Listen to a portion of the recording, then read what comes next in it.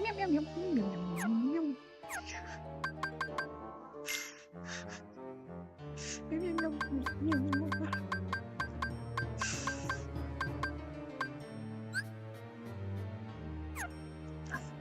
Hello? Sorry, I'm a little tired today, and I'm entertaining myself too much. Okay. Hello. I'll explain why I'm in such a giggly mood in a second. Welcome back to Kingdom Hearts Chain of Memories. Rebirth. Oh, wow. Reverse rebirth. Oh, jeez. We're here. It's Riku time. I love playing as Riku. We have one friend and it is the king. Last time we began his adventure and we met the new Meow Meows of Castle Oblivion. We did not previously know Lexius or Zexion, my beloved, before. But we met them and we fought Vexen, but we didn't kill him, obviously. We know who does that. And we're proceeding up the basement stairs toward the ground floor. It's too bad there's no elevator. And since Naminé is not messing with Riku, his memories don't seem to be really affected. Instead, he's dealing with his inner darkness being tampered with. Because he made some mistakes in the last game. I wanted to look... Excuse me, I was looking at these. These ones with the pink heart here, this magenta, I guess. Fuchsia, whatever you want to call it. This is for duels only. The rest of these are actual slights. Technically you do make slights when you duel, in case you didn't notice that last time, but I'm not paying attention to that so much. I am fighting for my life out there. I did want to touch into the the D report very briefly. Cause yeah, we've met Vexen now, so we have there is no love lost between them and neophytes like Marluxia. Wow. But interestingly, there is this line here that says, he, Lexius, and Zexion have been in the group since its inception. So he was a founding, those three are founding members. The other ones don't seem to be. Yeah. And the only people that we're meeting are like, I was about to say Venom for some reason, enemies. Oh man. So yeah. Let's move on, shall we? I gotta say why I'm laughing so much. It's because and Sid, if you're watching this in the future, hi. My best friend getting into Ace Attorney, and I realized that they may or may not remember me freaking out about this last summer when Good Smile made the tweet about good friends, and then everyone replied good friends. And then someone made a really great edit. And I watched it again and it makes me laugh just as hard as it did, like, almost a year ago, I guess now. Not quite a year ago. Like 8 months ago or some shit. I think it was in September. It was around my birthday, so... Merry birthness to me. Oh, no one here to see me? Yeah, that's kind of lonely. Riku's campaign is a lot shorter because of shit like that. Whee! Hello, my beloved! What's happening to Sora? Naminé's powers are being used to shuffle his memories as we speak. Marluxia may well succeed in getting his puppet. Sora would be a valuable asset to the organization. But Marluxia and Larxine's actions, they leave me quite uneasy. And then there is Axel. Who knows what that one is thinking. Vexen should take care of this. His replica is soon to be completed. But Vexen despises Marluxia. Think of the mess it would make. So we must tell him. Isn't it better that Vexen clean up the mess than leave it to us? Conniving. I do love him. I do love him so. The manga really made me love Zexion even more than I already had from like the original game. And seeing him in 3D, it makes me go I love him so much. An interesting thing about him and like all the members here, so they're in their like 20s, except for him. He is approximately like at the oldest he's probably 20. And there's a reason I say that. We'll find out eventually, but he's quite young, and he's like the prodigy boy of the group, and always has been, and I love that about him.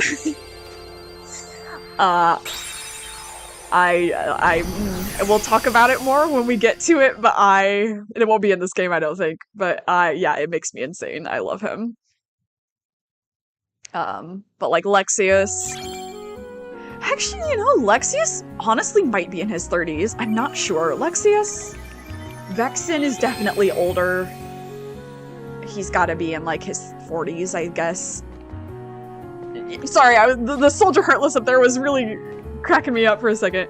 I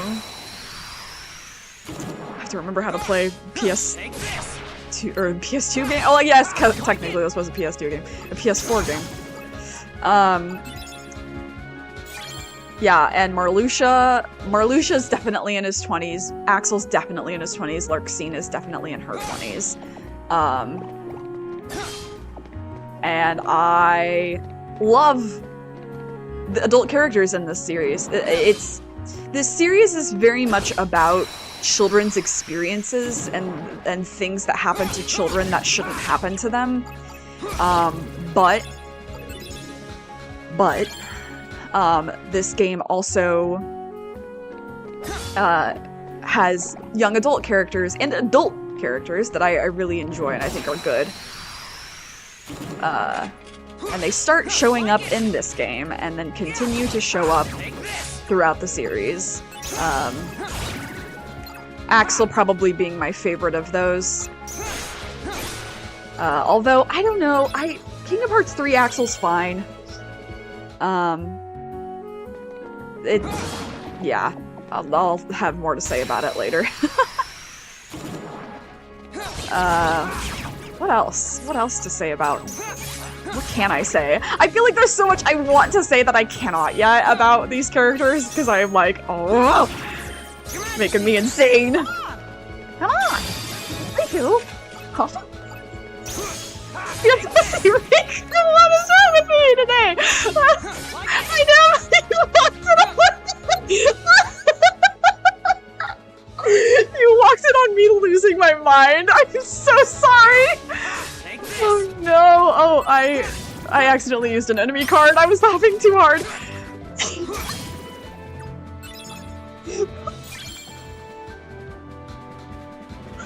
God. Wow. Alright, that's the kind of stream it's gonna be, I see. Oh, Jesus. Oh, no. Give me a fighting chance, thank you. How are you today, Nem? And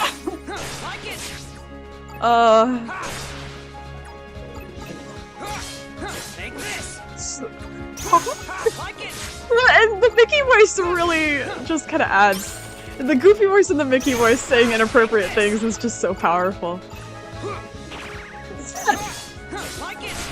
Donald less so, because like Donald, well, like regardless of how I voice Donald, Donald's voice is like, for Mickey's PhilharMagic, they use Donald as the narrator or like the narrative character because no matter what language it's in, no one can fucking understand what he's saying anyway. And I think that that's really funny. So like things are less funny to say in Donald's voice, though I will say there is somebody who sang Simple and Clean in Donald's voice, which is iconic. Yeah!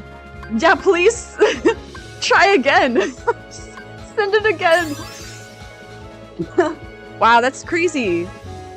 It's super dry here. I actually like kind of had to hide in my room today because the front room was getting too dry. Yay! I'm so glad that the roof is better. That's so harrowing. Having water coming down. There are so many things that can go wrong with that. Let's see here. Sure. EP Heartless. Yeah, the Simple and Clean cover is pretty iconic. It's very funny.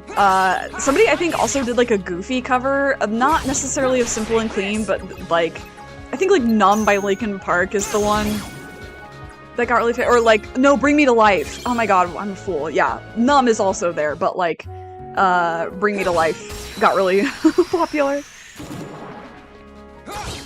Yeah, I can't imagine singing in Donald's voice.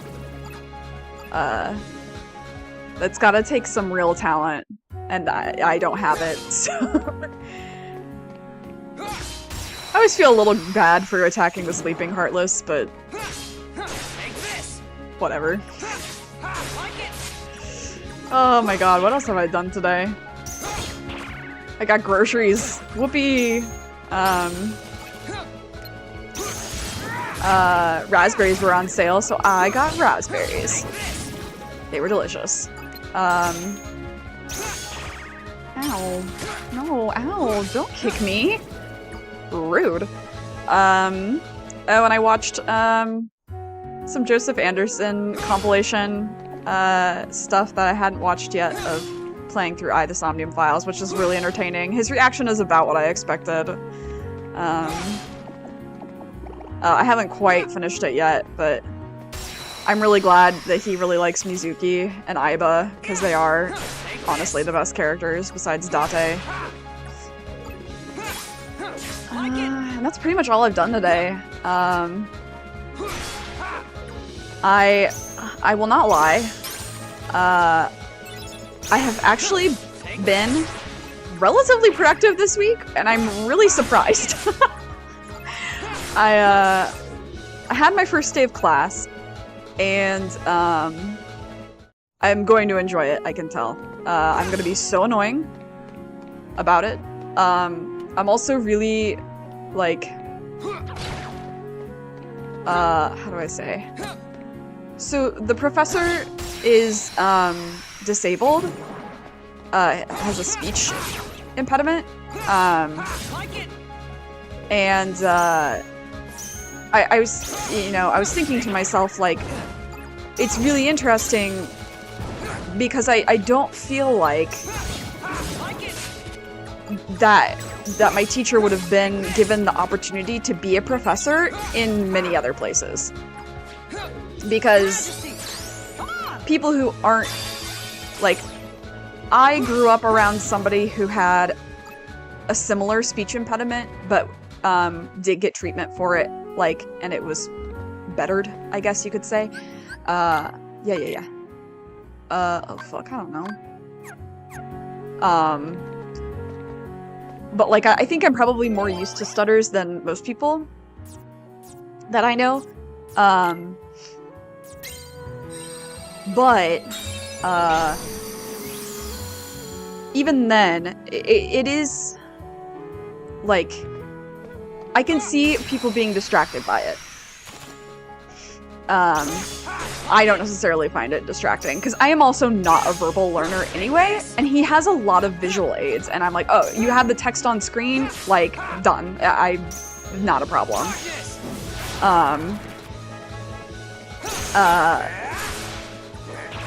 But it just, I was like, man, I am impressed, like, with the complaints that I do have about my university and the program that I'm in now. I do have to, like, commend them for not showing bias in that. Also, the class seems like it's going to be really well structured. I'm really excited. I was so excited that I did the recommended readings outside of the required reading. I mean, we don't have the required reading, like, that much required reading just yet, because it's the first week of class, but, like, I was like, no, I genuinely care so much about, like, what's going on in this class, and I really think that I looked at also acceptance rates, and I saw that there's a much higher acceptance rate into the MA program for the Asian studies over the other one. So I was like, okay, that decides it then. Yeah, I'm sure it does. Like, it made me so, like, God, I never thought about this particular thing, but like, okay, so one thing that a lot of teachers do is like they make you read out loud in class, and it was always like so embarrassing for the students who didn't have like a fast enough reading speed. And I didn't even consider somebody with like a really severe speech impediment like that too. I'm like, God, that must have been awful growing up. Although I'm not sure when he developed, if it was a lifelong thing or what. I'm not gonna ask, it's not my business. But like, if it was a lifelong thing, God, growing up in the fucking school without saying the country like that he was in, that's gotta be really fucking rough. But yeah, the one thing about the class is that like almost everyone is younger than me, which I kind of expected, but they're all like I was expecting like 3rd and 4th year undergraduates. These are like, there are some 2nd year undergraduates. There are people who like can't even drink in the US yet, level of young, and I was like, Jesus. Infants. But I did meet one person who, she has the same flavor of taste in rock bands as me, and plays bass, and I was like, yo, okay. And then apparently she's done a bass cover of one of my favorite songs, like by Uberworld. That's one of her favorite bands, and I was like, I can't wait to see you on Friday so I can yell at you about it. It's also nice because she does speak Japanese. The class itself is in English, but it is really nice to have somebody to talk to in Japanese, because I feel like I haven't gotten a lot of that this year that I've been in Canada. So yeah, it was really nice. Also, God bless this guy. Attendance is not required. Participation is, but not attendance. And basically how that works is that there are options for you to do participation outside of, sure, let's do this. I have so many of these. Outside of just coming to class. There's like online methods of participation. And I was like, oh, thank fucking God, because like, hopefully we're over the worst of it for the next month. But the heat wave that we were having, I'm like, I will not be able to, like, if this building is not well air conditioned and the bus is not well air conditioned, I will not do well. Like, I will not be able to concentrate. I will feel sick the whole time. Like, but he's like, no, I upload the slides like afterward, and the slides have extremely, like I said, extremely detailed written information because of the speech impediment. So, hi Alexis. Yeah, I was super grateful to hear that, because I was like, oh, thank God, because like there are times where I'm just like, I cannot handle physically going to anywhere. So yeah, and it was really funny because he was talking about like his grading, and he was like, this is not an easy A, like blah blah blah, and I could tell people were really hesitant about it, and I was like, no, honestly, he sounds like he grades like people in the United States, because something I've felt being here is that they are way too nice with grading. There are some papers I've gotten A's on that I'm like, I didn't deserve an A on that. I know I didn't. I know my ass didn't deserve an A on that. What do you mean?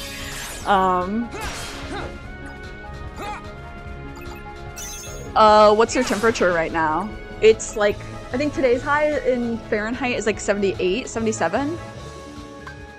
It's also quite fascinating because I forgot that my area of the city, for whatever reason, is like 10 degrees hotter than the university. And I know why the university is cooler. It's by the ocean. It's like right by the ocean, and closer to mountains in proximity. So it's colder. So that's not a problem. But my, oh yeah, it's, okay, yeah, then it's definitely like, yeah, 10 degrees warmer here. Yeah, it's crazy. It's not raining, it's dry, and it's hot. It should be done, knocking on wood, it should be done next week with this, hopefully for a while. Mid 70s is not the worst, but my front room, like I've said before, it gets so hot. That's another thing I've been doing this week is fucking house hunting, and it is not house, but you know what I mean. It is so fucking stressful here. I didn't get the other place that I had visited. I really wanted it. Ended up not giving it to me, and I was like, great. Guess I'll die. I like looking at the properties. I hate looking at the prices and being like, this is completely unaffordable for, like, anybody, to be honest. I'm trying to stay optimistic. It's hard. I did apply for a couple other places this morning. I have another couple of places bookmarked to apply. Probably later tonight or tomorrow, depending on my energy level. I don't know. It's so exhausting because it's like such a game of fate. You're doing a search soon too. I love the place that you live in now though, Alexis, is like really nice, if memory serves. But if it's expensive, you know. Yeah, Nem, I'm real sad. It was perfect. I was like, well, not perfect, but it was like exactly what I think I needed. I'm just getting really frustrated with it too because I'll put in filters like, because I'm looking for someplace like relatively long term, at least 2 years, and so like I'll put in like, okay, you know, has like this and this, or okay, like not furnished, for instance. I'm looking for unfurnished, and it'll be like, in the categorization, it'll be unfurnished, but then in the description, the written description, it'll say is furnished or whatever. And then same thing with like pets. It's like, okay, I would love a pet-friendly place because I think it would be nice to have an animal again. I think it would be good for my mental health. But then it'll say like, yeah, pets, and then it'll be like, in the description, no pets, in all caps. And I'm like, why are you doing that? It's such a waste of my time. So that's mega frustrating. Oh no! Oh, smoking monsters. We hate that. I can't do that. That's another thing too. I'm like, you gotta explicitly say you're non-smoking in this fucking building. I can't do the smoker thing. Bad enough that our neighbors smoke weed. At weird hours, too. Oh, yeah. Most of their stuff so people will look at it even if it's not true. Exactly. That's totally what's happening. It's really frustrating. Because I'll even put in, like, there's one site that has 4 different categories where it's essentially like, may be allowed, small pets only, all pets welcome, and then no pets allowed. And so I'll put in everything but no pets allowed, and it'll still fucking do it. And I'm like, you have specific categories to choose from. Are you kidding? It's so dumb. People are dumb. This way. Yeah. It's just frustrating. Like I said, looking at the properties is really fun. I love it. I'm like, ooh. And I like looking at a space and being like, ooh, I could get this, or this to go here. I could hang art here.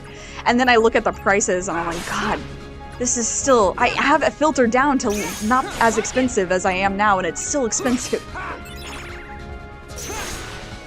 Yeah.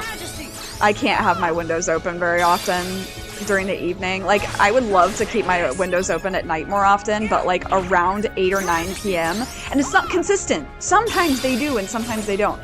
The neighbor will go smoke a fat joint and I'm like, God, I can't, dude. You gotta not. You gotta like go to public smoke. There's like a public smoking area not that far away. Go there. Because like at least the woman who lives in the house next to us, she'll smoke on like the far side, so by the street. Like a job listing, yeah, exactly. You're totally right. It's the same phenomenon. Yeah, it drives me bonkers.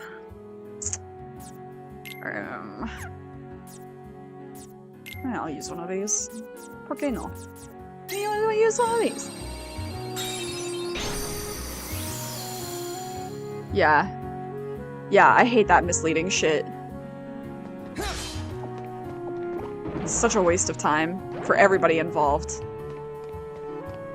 I don't know why they bother. Because it's like the second that the person who looks at it sees that it does not actually do that thing, they're not going to engage. And like one of the things I emailed today on like Craigslist, and I was like, hey, hi, doesn't seem like the picture's uploaded, which is a very common thing that happens actually. So I was like, that's not sus really actually, because a lot of people are like, oh fuck, the pictures didn't upload correctly, because I don't know what it is about the Craigslist picture upload that glitches, I guess.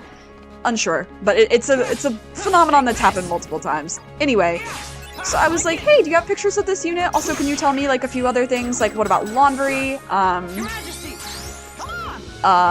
Is it a non-smoking building? Because they didn't explicitly say. And then they just sent me 2 pictures, and they were like really terribly taken pictures. I'm like, okay, well, I'm not gonna engage with you any further. Like, I don't. And like the person's first language was obviously not English, but that I don't care. Clearly, I don't, like, I'm one of the last people who cares, in fact. That's fine. I am very used to dealing with people who don't speak English as a first language, or don't even speak English fluently. I just wish there were ways to communicate. But yeah, that was like a little, I was like, okay, that's a little sketch, I guess. If you're not gonna follow up. So I'm like, I'll give them a little bit longer. Maybe they didn't realize that I also asked for other things. But if they don't respond by like this time tomorrow, or even like tomorrow morning, I will just be like, okay, deleting that from my history.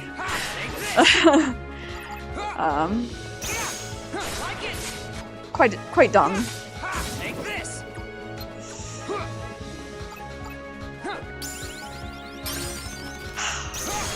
I hate it when there's one guy left and they're doing that shit. I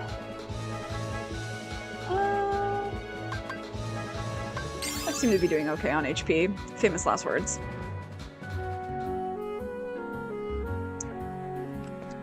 So anyway, the Untamed. I have to give like it's not even weekly, it's like my every other day my update, the Untamed update. Thank you, I need the luck. Honestly. I think it also doesn't help that I'm like freelance employed, and so they're like, ooh, sus. And I'm like, it's not though. I can show you a bank statement. I have a large savings specifically for this. Like, I have no other expenses that I'm worrying about other than school and this. And like, that's pretty much it. And plus I, do the freelance. And even then, like, I'm applying for, what the fuck? What do you call it? TA positions. And honestly, if I don't get the TA position for like the winter term, or spring term, I guess, whatever, I honestly might put out Japanese tutoring ads, because teaching people Japanese is so much more entertaining than teaching people English. And I could get an English tutoring job really easily, but I don't wanna teach English.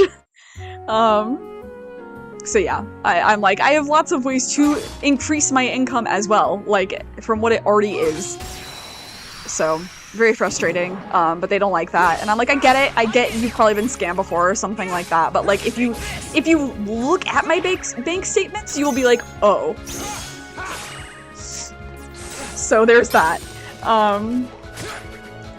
Anyway, the Untamed. I'm over halfway through. I'm on like episode 35, I think.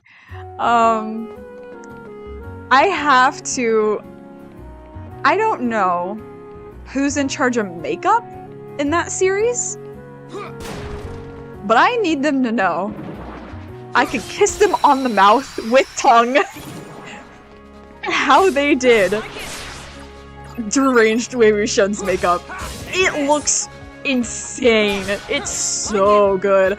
I was like, oh, he looks unwell. Like, he looks like a man truly pushed to his limits. And part of it is supplemented by the actor being very good.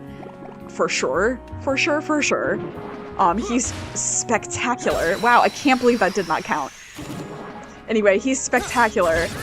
The makeup, don't at me if you see me doing bottom eyeliner in red from now on all the time, because I am kind of obsessed with it aesthetically.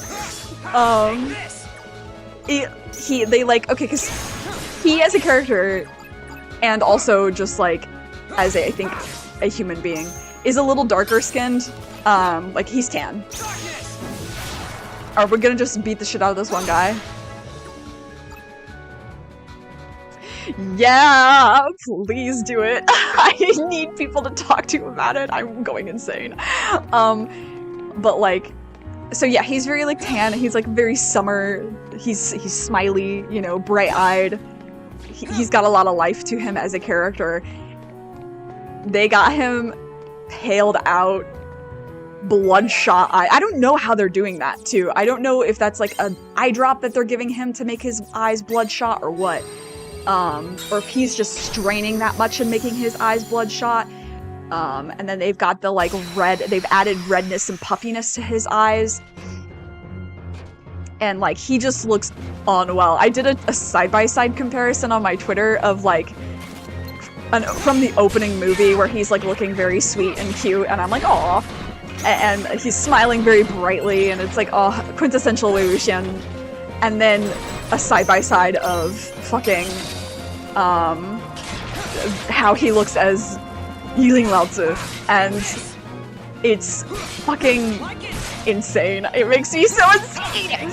It looks so good. I wept several times last night watching episodes 31 through 34, which I wasn't expecting to cry, because I was like, I know what happens.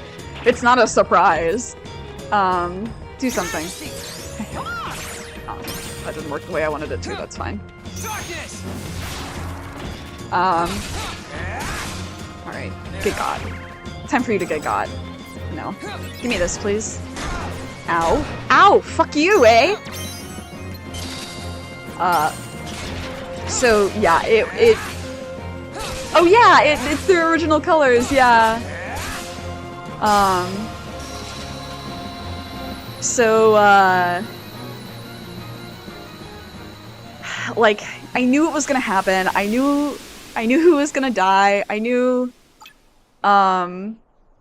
like, I knew who and how. But the acting was really good, and I was like, man, I wish that they had let my boy Zhang Cheng have his scenes correctly, instead of making him soft uwu boy. Like, I'm doing the Mamma Mia, hey, what's the matter you hand gesture right now. I need you to know that I am, I'll be bitter about it for the rest of my life, I think. Okay, where am I going? Just over, okay. Because that is my favorite part of the whole dang series, but I love Zhan's ability to make the face. He makes some really good facial expressions when he's like eavesdropping, especially. It's very good. Yeah, it's, and it was so, I was losing my mind because like, so Lan Zhan has the older brother, right? The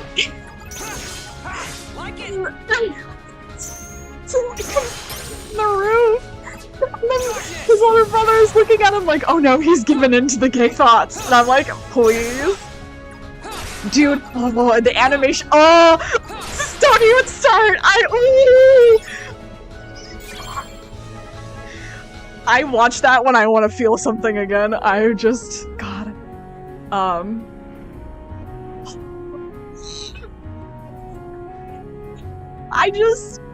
It gives me, oh my god, I just strained a muscle in my neck.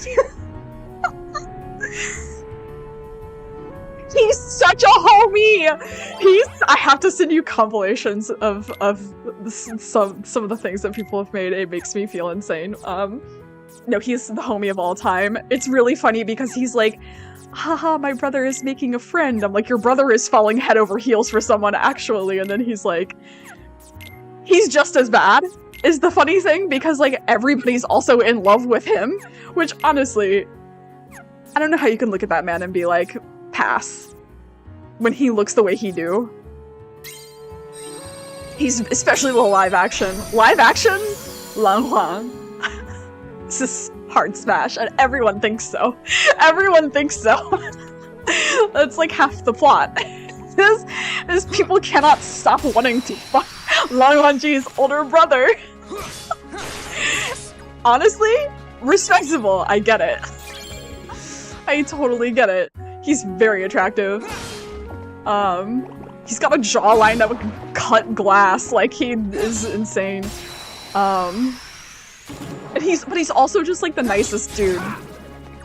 But I think it's so funny how he is the fandom's town bicycle, and at first I was like, why? And then I like got into the series and I was like, it's literally because everyone is in love with him. Like, I love all the scenes with Jin Guangyao, and he's like greeting people very formally, and then it like hands over. There's one part where he's like, somebody, I forget who it is like complaining about something, and then Jin Guangyao comes over and he's like, who did it? Which servant? I'll punish them for you. And then it was actually Lan Huan who said something, and he's like, there we go. Alright. Like, if he was a girl, he would do the like, tuck behind his ear, like, hey.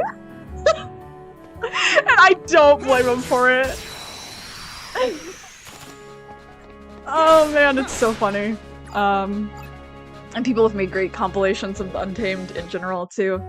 I love watching all the behind the scenes because Wang Yibo, for playing the most stoic character of the series, is a little deranged, and I love that for him. I guess that's what happens when you get like a 20-year-old on a set and like the brain is not fully developed yet. But all of his like, he's like, I want attention always.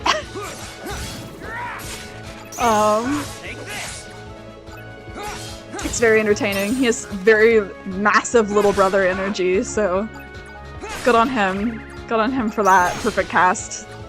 And it sucks too because I actually really like Jiang Cheng's actor, like as an actor. I just don't think that they wrote him well for the live action, and I will say it a million times. There is something to be said, and this is just like a complaint about media in general, is that a character can be an absolute menace, an asshole, and terrible person, and still be a character that you can like. And I feel like in the original, he is such an asshole, but I love him, and that, like, him being an asshole is part of why I loved him, but, like, he clearly, again, it goes back to the rant that I always have, which is show, don't tell.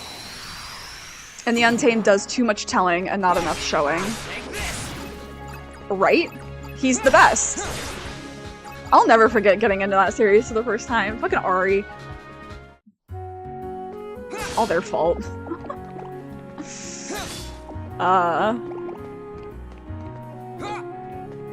Did I just hallucinate that? No, yeah, there's a guy who... Okay, well, what the fuck? Am I crazy?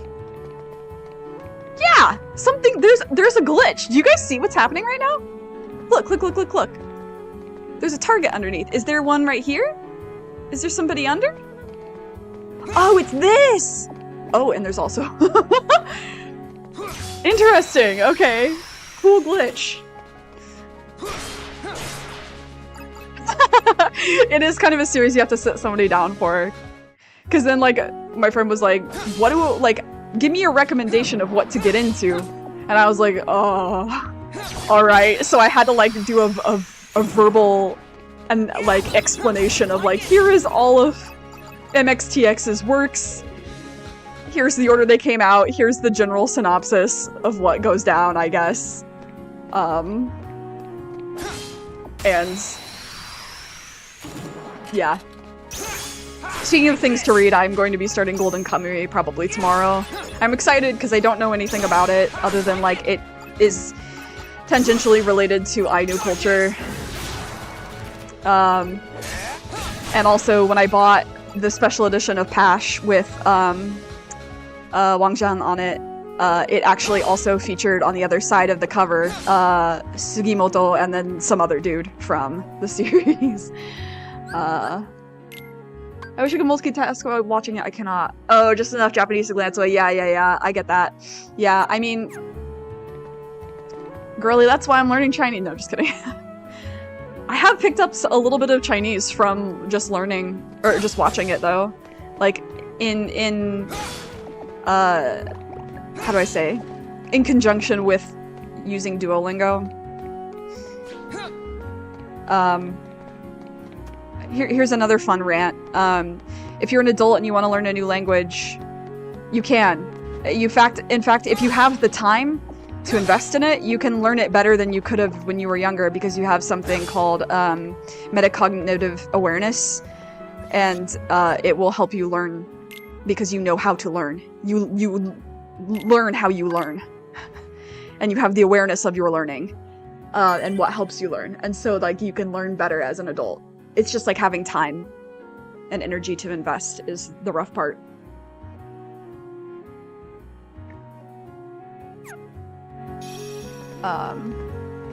Alright.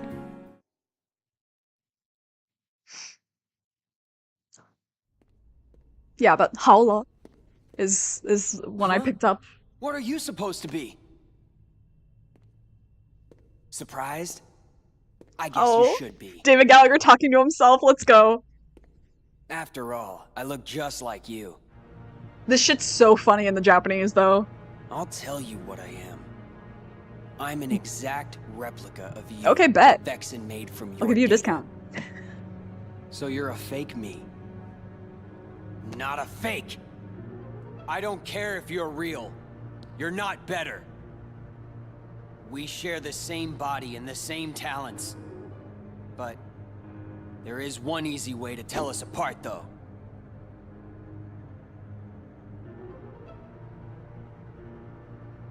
Unlike you, I fear nothing.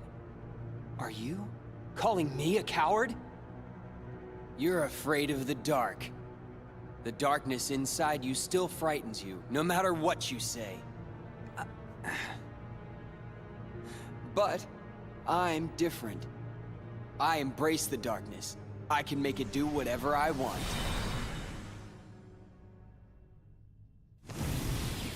So, I can wipe the floor with you. Yeah, Miyano Mamoru plays deranged Riku really well. He plays deranged characters well in general. That's why he's Doma in Demon Slayer. Like, okay. Oh, I should have dueled him there. That was foolish of me. The one thing that sucks about this fight is that when I become dark mode, I look just like him, and then I cannot tell us apart. Like, here we go. Alright, I really have to make sure I'm locked on at all times because I have no fucking clue who I am anymore. Guess I'll die. That sucks. Haha. Hi, whore. Yeah, do it. Do it. Do it. I dare you. You gotta be kidding. You gotta be kidding, he says. Ow. Alright. Ow. No, you bitch. God, he's really gonna kick my ass here. Yep, that's fine. No, I was too busy thinking about Colonel Mamoru as Doma, to be honest with you all. Yeah, okay, so here's the thing. Demon Slayer, I really like it. It's good. I read the entire manga. It's good. The ending, it was fine. It was... The ending the author was bullied into, so... There's that on that. If you don't... Ouch. Come on, duel me. Duel me, motherfucker. I gotta hurry. Good God. Alright, good.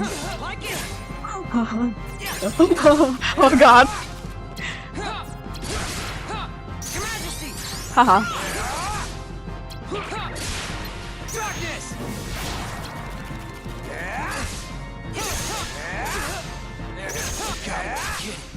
You gotta be kidding.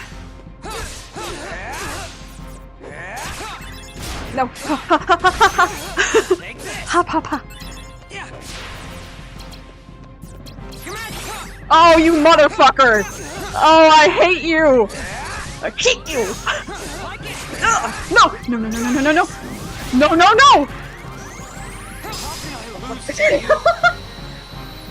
I wish his regular outfit was as nice as the dark mode outfit. Don't worry, their outfits get better in later games. The outfits in the first couple of games are a little rough. Can't take Doma seriously because it's Mamo. I love witness that man body rolling in front of me. So true! No, even if you don't like the first 2 seasons of Demon Slayer, I recommend watching the current season because Doma's performance, his performance as Doma is like perfect. Hey, fake! Thought you were gonna wipe the floor with me. I thought I heard you say you were gonna wipe the floor with me. Don't forget I'm still new. I'll get stronger and stronger. The next time we fight, you're finished. Then let's fight now! Get him. Or not. It's nice having darkness on my side. You are so missing out. How could you be scared of something that can be so thrilling? Enough! So now the coward is playing tough. So long, real thing. I feel like Hope you don't miss me. Repliku understands his bisexuality as well. Come back! Understands it.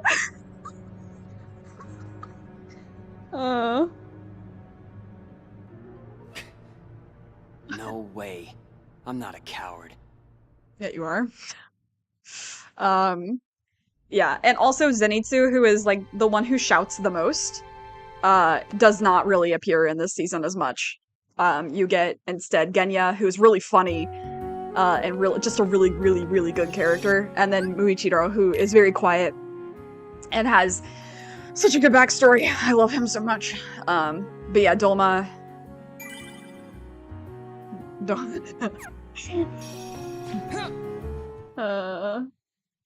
He understands his own sexuality and regular Riku does not. It's true! Hello, boys. Hello, Meow Meow Brigade. Hello? That's a very So, how was the real thing? He's spineless. In no time at all, I'll be better than him.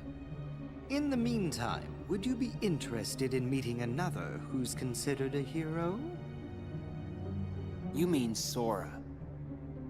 I hear he's somewhere in the castle. You want me to take care of him? We'll see. Yes. I intend to make good use of you. No worries. The real Riku is nothing. Sora won't be either. They're no match for me. He's gay and powerful. Good for him. Come out! Show yourself, fake! Fake? Oh no. That's not exactly the right word. It reminds me of the meme I got the other day. That's What are Apollo you saying? Justice, and it says, "Do you have any Isn't Tylenol, he you just a fucking copy of me?" heterosexual?" More like a model. Same energy. He is an example of what you should try to be. He accepts the darkness. Just like you once couldn't help but accept me. But now you are afraid. Perhaps you are the one who is being fake. Fake when you pretend to have no fear. When have I been afraid of the dark? Inside of the card worlds. You grapple desperately with the darkness. Desperation is fear. You fight the darkness because it is what frightens you. Be quiet!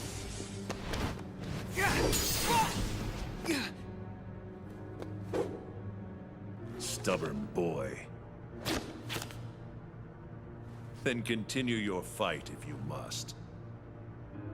Eventually, you will learn. You cannot resist the darkness. Yeah. Yeah, Kingdom Hearts, parts of it are definitely retconned, but there's parts of it that I think, like, yeah, parts of it are, I do think Nomura had the ideas to begin with, and then was just like, ooh, a new VA talks like the movie trailer coming this summer.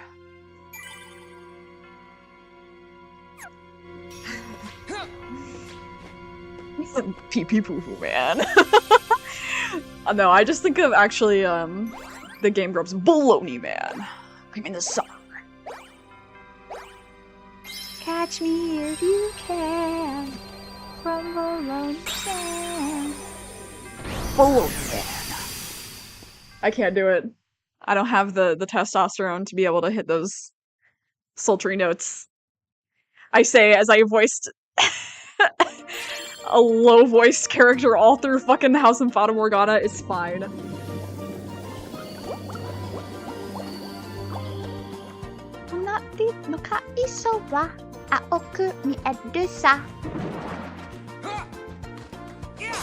Kiss my butt.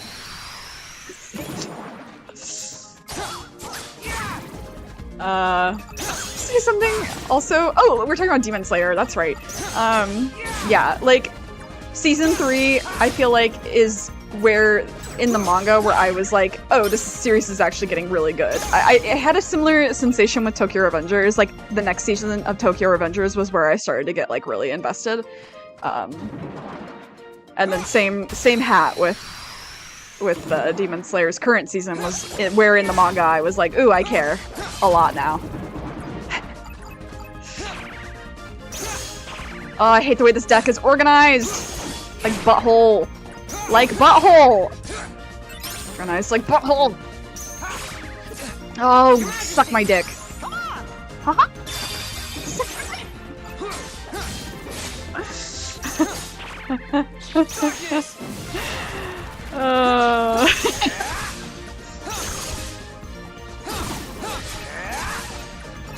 Yeah, you don't stand a fucking chance when I'm a little fast. I guess that's true. I was gonna say fast boy and fast guy, and then it turned into fast buy, and that's actually also correct. Fastest buy.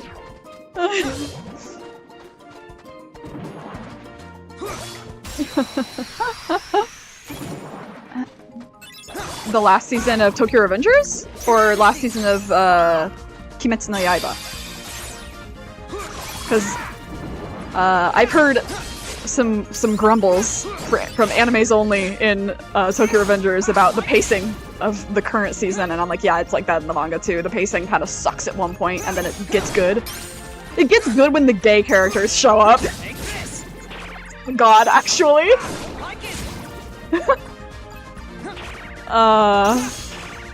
Demon Slayer? Yeah, the fights were animated very beautifully. Seeing, we saw the preview, the like season 3 preview movie in theaters, which was the last 2 episodes of the second season, and then an extended version of the third season's first episode. And the final fight on a big screen was really epic, and I hate that the word is overused, but it was like a genuinely epic, like, wow kind of moment. Yeah, I don't know about the animation for Tokyo Revengers. I was gonna watch it until I read the manga, and then I was like, I'll watch it when the gay characters show up. I'll know when that is, too, because the internet will freak the fuck out about it, as is their right. As is the God-given right. No, I needed that. No, oh, fuck all. Can you do me a favor? Do me a flavor. Michael Mouse, please heal me. Shut up. Do it again. Haha. Wow. Riku? A replica of you isn't afraid of being gay at all. You should see a counselor. Who's the counselor in the Kingdom Hearts world? Because they all need one. I say that with love, clearly.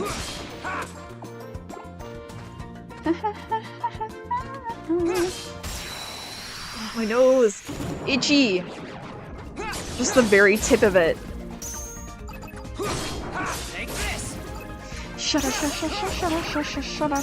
Yeah, I was so annoying in the theater because I was like, I can't wait for my boys to show up, and then Genya showed up and I was like, and then my friend Tara was like, the whole time, well, okay, like it got to the 3rd season, beginning episode, and Doma shows up and she leans over and she goes, smash. Another character showed up and then we were sort of just doing smasher pass with everybody. And then it and then I forget who showed up, and it was like, I think it was Genya, in fact. And then I think she said smash again, and I had forgotten that was a bit that we were doing, and I lost my mind. But then, at the very, very end, like, Muichiro finally shows up, and I was like, oh, there he is! Very loudly. And everyone in the theater started laughing at me. Yeah, he was great. His wives were really funny to watch in the anime as well. It was entertaining, but I stand by what I said. There is too much shouting in that series, and that's why I love Muichiro, because he does not fucking talk. He does, but like not very much. Not enough for it to drive me insane. I miss having the Moogle rooms. That was a very hard left turn into a different topic, but I miss having the Moogle rooms. I miss deck building.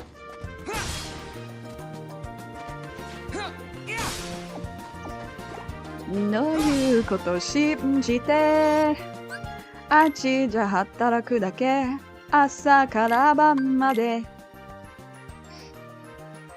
I was seeing something actually. Who was it?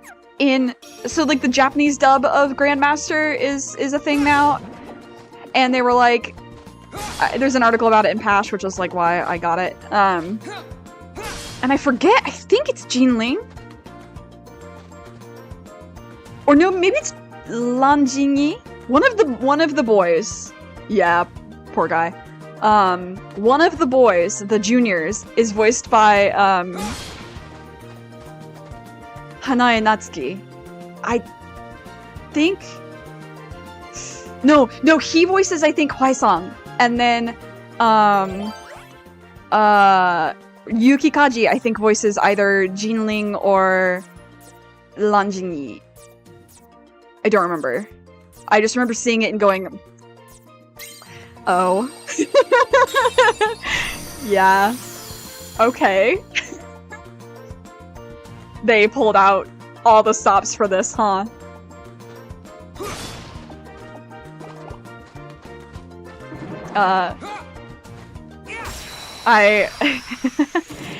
Yesterday I was like, I really feel like drawing, but I don't feel like pulling out my tablet, so I did some traditional art, and I was like drawing an Ace Attorney AU of Grandmaster characters, and number one, it works too well, actually. Or no, maybe... I'm gonna have to get the magazine and look. God damn it. Okay, after this fight, I'll go get it. Fucking, what was I thinking?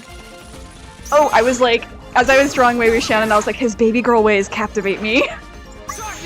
And then that led to me drawing the, hey best friend, let me see those molars pic with Wangshan.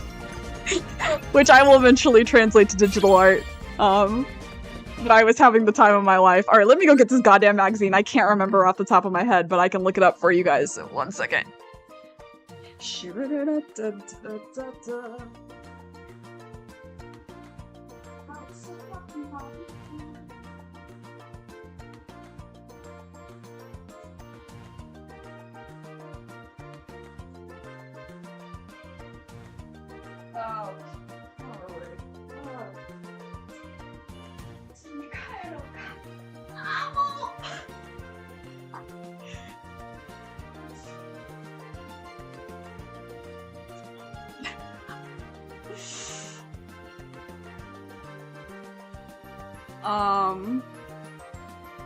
Alright, I have it. I opened it and then I saw the very sweet things.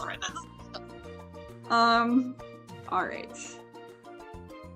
Let's see. So Wei Wuxian is voiced by Kimura Ryohei, I think is how you read his name. Lang-chan is Tachibana Shinsuke.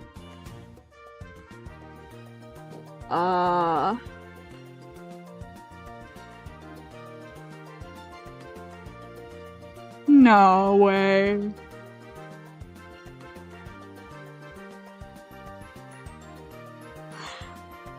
Okay, oh yeah, Hwaesong is Hanae Natsuki.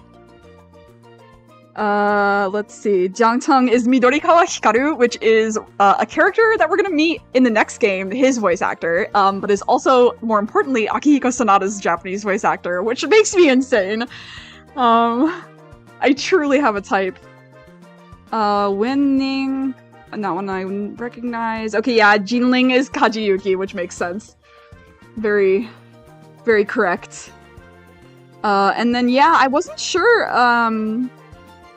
Ayuan. I don't know if I know his voice actor, so I'm gonna have to look him up later. Yeah, and they have a whole article about the Untamed itself in here too, so I can't wait to read it. I just glanced through the, like, picture captions first. Because it has massive spoilers. Midori Kawa is such a good voice actor too. I'm so excited. And then they're doing the, like, Sweets Paradise Cafe thing. And, they're doing, like, oh, a countdown and, like, the characters will talk and, like, say shit. And then, like, the second he opens his mouth, I'm like, oh, I know you. I know you intimately. I know you so well.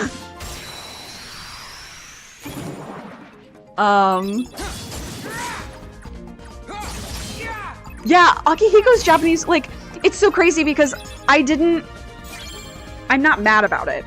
Don't get me wrong. I just did not expect Akihiko's Japanese voice to be that low because of, I guess, how Leon O'Brien plays him, but, I think I actually kind of prefer his English VA just because of that, but he is not a bad voice actor. It is just my getting used to it. Yeah, Yuki Kaji as Jinling is correct. He plays teenagers way too well.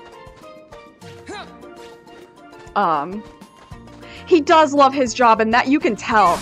You can tell that man loves to do what he does. No, Kaji Yuki as Jinling makes perfect sense, because literally last night when I was watching The Untamed and Jinling was being Jinling, I was like, Jinling is the teenager of all time. Like, he's such a 16-year-old. He's such a brat. Like, oh, everyone knows a teenager like him. He's very real. So, and I just think of his role as not only Eren, but as Yukine in Noragami, and I'm like, oh, okay, like, yeah, correct. Immediately, you're correct. Good times. Yeah, I can't wait to see a Japanese dub. I don't know if they're just releasing the last disc of it on Blu-ray or something. I don't know. The thing is, there were so many promotions. The series is literally so popular in Japan that I could not keep up with how many promotions there were. There were so many promotions. Like, it was that level of intensity.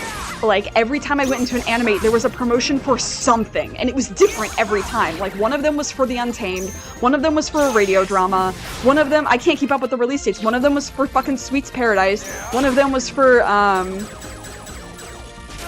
hate it here,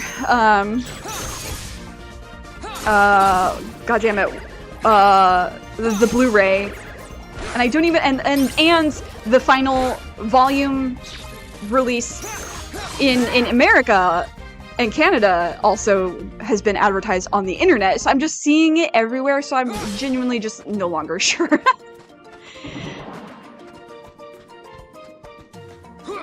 No! Okay, okay, no, I like, I don't want to engage in a fight right now, I need HP.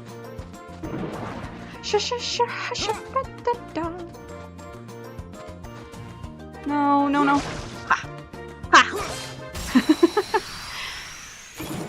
Oh, Mickey, Mickey, Mickey, Mickey, hey, Mickey, you're so fine, where did you go? Good enough. Come on! Thanks, King. Literally. Ah. No, no, no touching me, please, I'm begging. Come on, give me something good. Okay, I'll take that. Ouch. Yeah, I would love to see a Japanese dub just because the cast is so good. And there's also parts of it I'm so curious about how they translate it. Because, like, I was reading a really good thread the other day. Because I have started to delve out into the fanfiction. Because now I know everything that happens at this point. There were just a couple of things that I was like, I don't really remember why this works. But anyway, God, I need HP so bad. I need to go back to the previous room.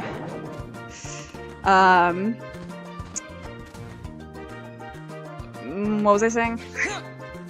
I was too busy thinking about how I was dying. Yeah.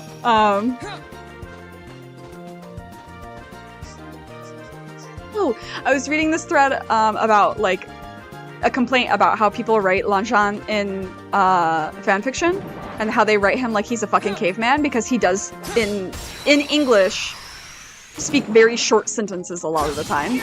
But actually in Chinese, like, how do I say? His sentences are short in Chinese, but they're extremely polite. So he's actually being eloquent. So he's, like, not, you know, poorly literate or anything like that, like a lot of people I think try to portray in fic. And I was like, it was really interesting because obviously I have a long storied history with Japanese, but I'm really new to the Chinese thing and the background of, like, linguistics in that kind of thing. And so seeing the linguistics of that explained, I was, like, absorbing in my little mind. And I was like, this is fascinating. Also, I'm not surprised that this is an issue, because I feel like people are so bad about understanding that kind of shit, like how people talk. They're so... And it's not even just like, you're bad at writing. Like, I understand sometimes getting the voice of a character that is very different from you is very difficult.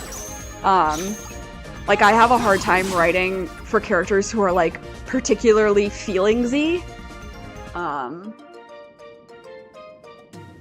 Because I'm such an NI bitch.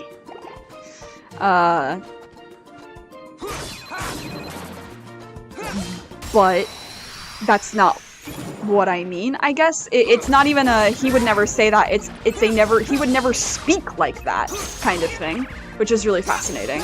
God, would you all stop bullying me out here?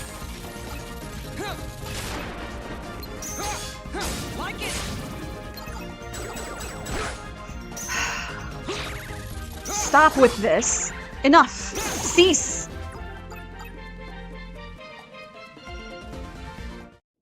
And so I'm, like, half tempted to find a Japanese copy of Golden Kamui to read, but also, like, if they do happen to use, like, the Hokkaido dialect or any of those, like, northern Japan dialects, I don't know how to read them at all.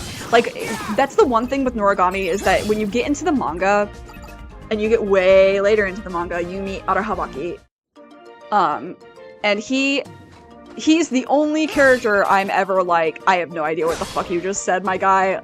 Sometimes I really just don't know what you're saying, and I have to, like, look up what that means. Whereas, like, everything else, despite the, you know, linguistic creativity that they use in that series, it's creating their own vocabulary, like Shinki literally being, like, divine weapon. I can't understand a goddamn word the man says. to be quite frank. And I say that with all the love in my heart, but homie, I don't know. I don't know what you're saying to me.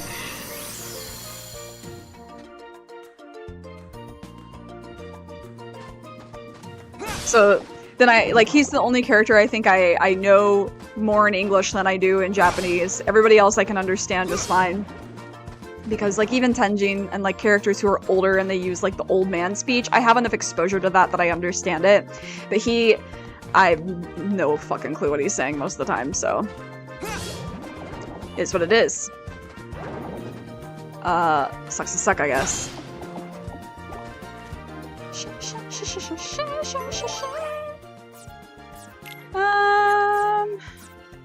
What level am I right now? 27?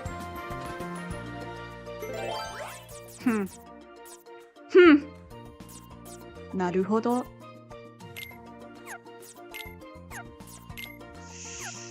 Suva aboku mieru sa.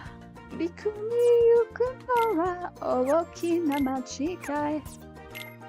Going back to what I was talking about in learning a language, having multiple methods of exposure is so important too. Because, like, for me right now, because the people in the chat right now are both studying Japanese to some, or have studied it to some extent, like, so when I was first learning Japanese, my only input was listening and reading. I could do output for writing, but I could not do output for speaking because I had no one to practice with.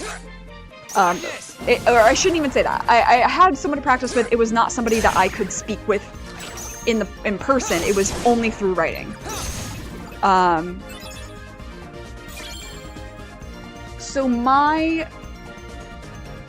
as a result of that, my ability to speak Japanese has always been my weakest. Because of the lack of opportunity. So, like, at the time, I didn't really have a choice because we had dial-up, you know, all I had was the Utada albums. But these days, there's so much more, so it's good to have an opportunity to speak. And sometimes, and I should even say, like, speaking I had no chance. The only output I had for speaking was singing. And I will say, I think that helped me develop a good accent because I was mimicking sounds, and I've always been like that. Before I started learning Japanese even, like, I'm very bad, and this is also, like, something I've wondered about, like, is it tism or something else? Is I mimic phrases and ways of talking very frequently. I was just thinking the other day, like, how I needed that heal! No! How sometimes I genuinely cannot tell what is me, like, authentically me in speaking, because so much of it is imitated from people. Like, I've taken things that people do in my life and started incorporating them into my own vocabulary. And everybody does this to some extent. Everybody does this. Okay, I'm gonna have to go get more fucking healing stuff. Hang on.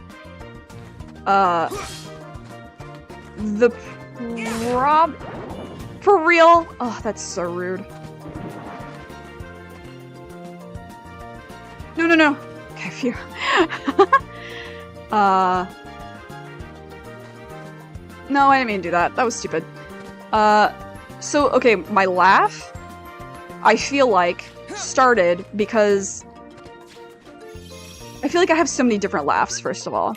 But I feel like part of it started when one of my classmates in band has the funniest laugh. It is like a true guffaw, and I was like, I love that laugh. Like, I love her laugh. and then I could feel myself starting to emulate it subconsciously, and then I feel like it never went away.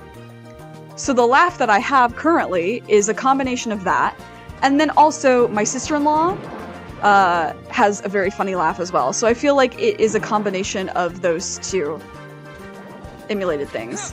Yeah, and our voices also adapt to other people. Like we do mirror to create a sense of commonality between us and our listener, or speaker, or whatever position you may be in. So what I'm saying is that because I was so intent on mimicking, that helped my accent be better than some people, because it was like such a genuine focus and I had nothing interrupting me. It wasn't a thing I learned in a classroom, it was me sitting in my room alone. And you know, especially like when my parents were gone and I had the house to myself, I would just sing, and I still do that. And I would practice songs and how I sang in them, and like how I sounded compared to, you know, their accent. And it's also why I can mimic voices, like singing voices, because I genuinely practiced it. And so I think that that's something that we do to some extent anyway, and can be really advantageous for learning a language. Like if you're watching something in Japanese and you find a way that someone talks that you like, just emulate it. That's how you learn.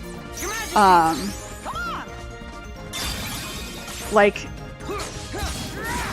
you're going to have an accent no matter what. But like, you might as well make it fun for yourself, first of all. But also just like emulating styles of speaking that you like helps you create your own. It's scaffolding, essentially. Especially if you aren't in a, you know, Monday to Friday kind of class, like, you know, you are in university or high school or whatever the fuck.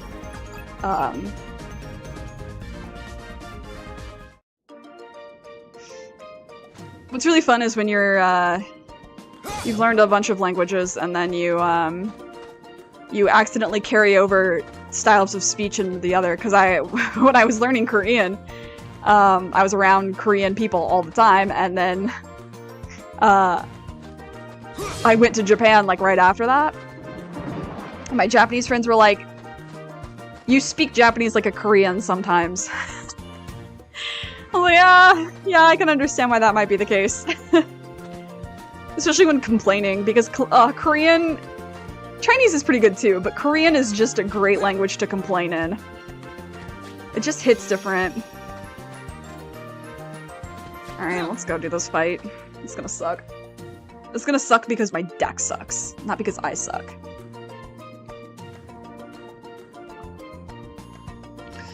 I want my accent to be better, but getting self-conscious on the whole. Yeah, that happens a lot. I mean, like, I think Japan is also getting better about recognizing that accents are okay. Because I know that's happening in the world of like ESL and EFL, is just like accented English is still acceptable. It's about communication and intelligibility rather than like correct pronunciation and stuff. And that's starting to become a thing in Japan, but I don't think it's quite to the same extent. So there is still kind of like an innate pressure. You get respected more if your accent is good. They don't just say "Nihongo ga jouzu." They say, you know, other shit. Like, no, you speak like a Japanese person is a great compliment to get. That always is a brief confidence booster, and then I'm like, but you don't mean that. Because they don't. Riku didn't even go to Atlantica. I hate it here. I remember how bad this fight sucks because she has all 8 cards and all I have are zeros. I have nothing to break her. Take this. It's the worst. Get ready for this. Get ready for this. This fight is so annoying. Although, if she, I don't know, if I have the opportunity to duel her, I probably should. This won't be pretty. Ow.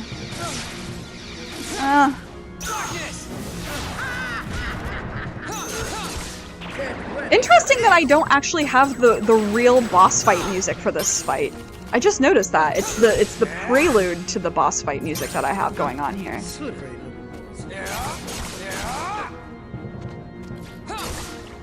Get ready for this. God, I hate you. Get ready for this.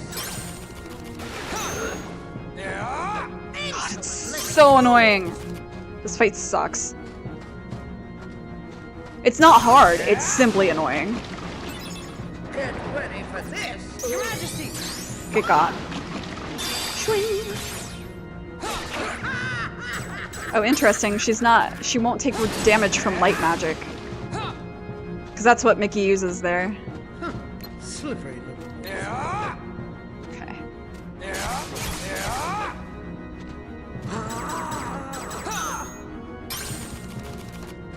Yeah, I mean, that happens too. I mean, I was also like, God, I don't remember jack shit. And then I went to Japan and was there for a little bit, and then, like, I was like, oh yeah, this is how you say shit.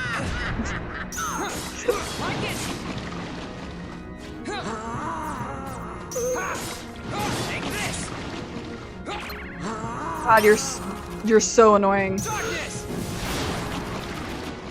Honestly, wish I could disable dark mode for this fight because it's kind of just annoying. Oh, now I finally get one of these goddamn cards. Come down here. Waste of my goddamn time.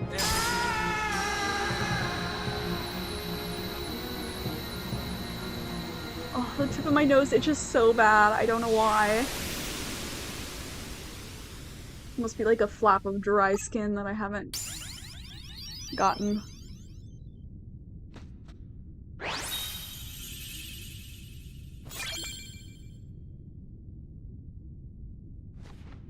Big regretting not going with me. Yeah, I would have liked that. Would have liked someone to be there. I did feel very what's the word I'm looking for? Understimulated at certain points because I was like, this is too familiar for me, actually.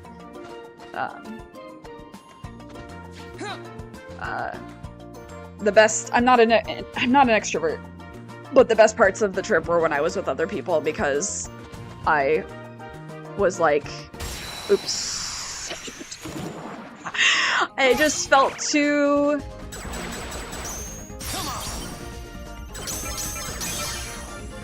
Perish.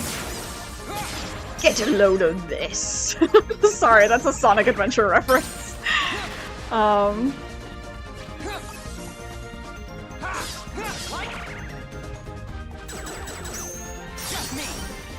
Just me. Get a load of this. Got him. Yeah, like when we went to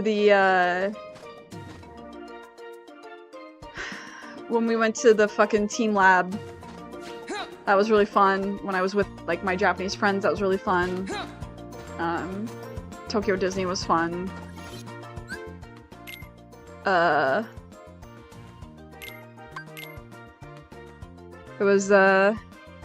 was fun going to the aquarium by myself, but I think it would have been even funnier. Because I feel like, also with the aquarium, so many weird things happened that I feel like nobody fully believes the shit that happened without having been there. And I'm like, no, it was truly an insane time. Like, you had to be there to understand.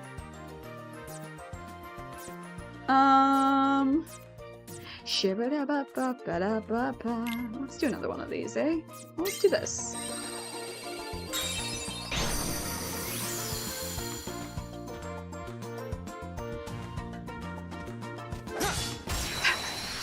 That's really funny for some reason. Yeah, I don't know when I'm gonna travel outside Canada though because of the the whole thing with the permanent residence and like the first 2 years of temporary residency are they only count as half days toward permanent residency, so I have to be here like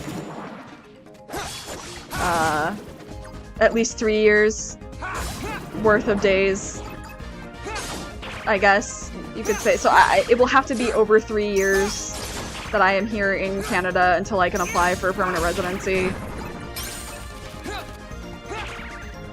But I'll manage. It's just I would like to not... I would like to make sure if I'm going somewhere that it is truly special. And there's also lots of places, like Canada's the second largest landmass of country in the world. There are definitely places I want to visit here as well. I would like to go to Montreal. Like, I don't speak a lick of French, but I would like to go. I would like to go up north. When Tara goes back to Saskatoon, I will likely go visit her, just for the sake of being like, I went to Saskatoon. I survived the negative 30-degree weather in Saskatoon. Actually, I don't even know what the weather is right now in Saskatoon. It's probably actually weirdly warm because I think they were having wildfires up there. I don't know if it was quite close enough to Saskatoon, but I know my northern province was definitely having them. Because I was like, the air quality is a little worse than usual, and then I looked at the map and it was like, fire! Roasty toast princess. Take this. Stop with this. Enough. Cease, desist.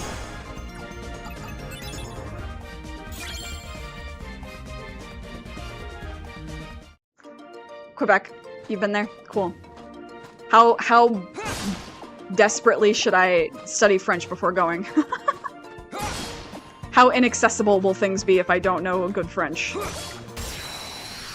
I can read French for the most part and get by, and like, say if I went to an airport because of the bilingual government thing here, but yeah, no. Not a focus. Never's been a focus. Never will be. If I'm quite frank. You know, it's not... If I'm gonna study another European language, it's not gonna be that. It's accessible? Cool. Good to know. Wow, look at all this experience. You know next to no French? Sick. Ow.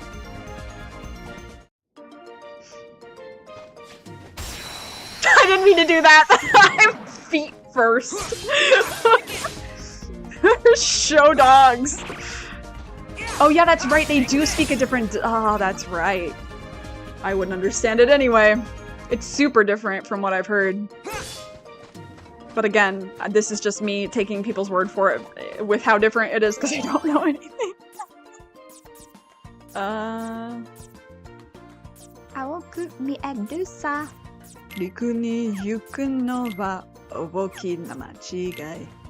Funari o mite goran kono umi no... That's not what I wanted. Every once in a while I forget I'm on a PS4 controller and not a Switch controller. The Hades brain.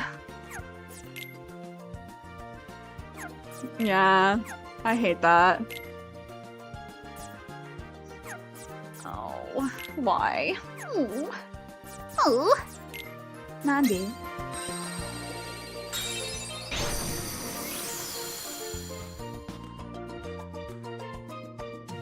Interesting. Then I shan't worry about it.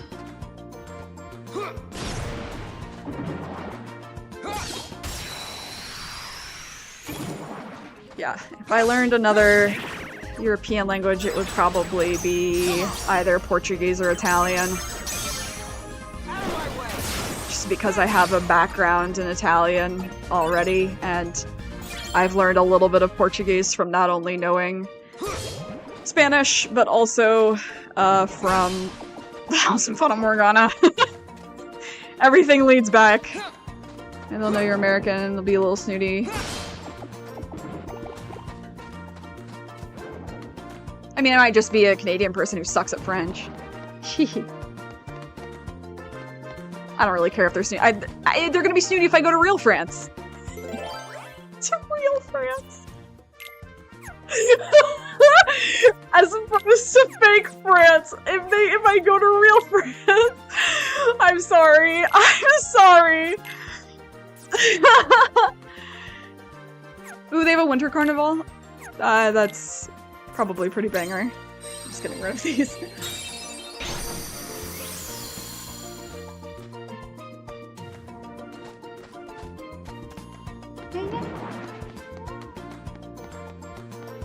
Oh, itchy.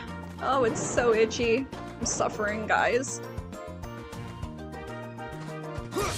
If I go to real France.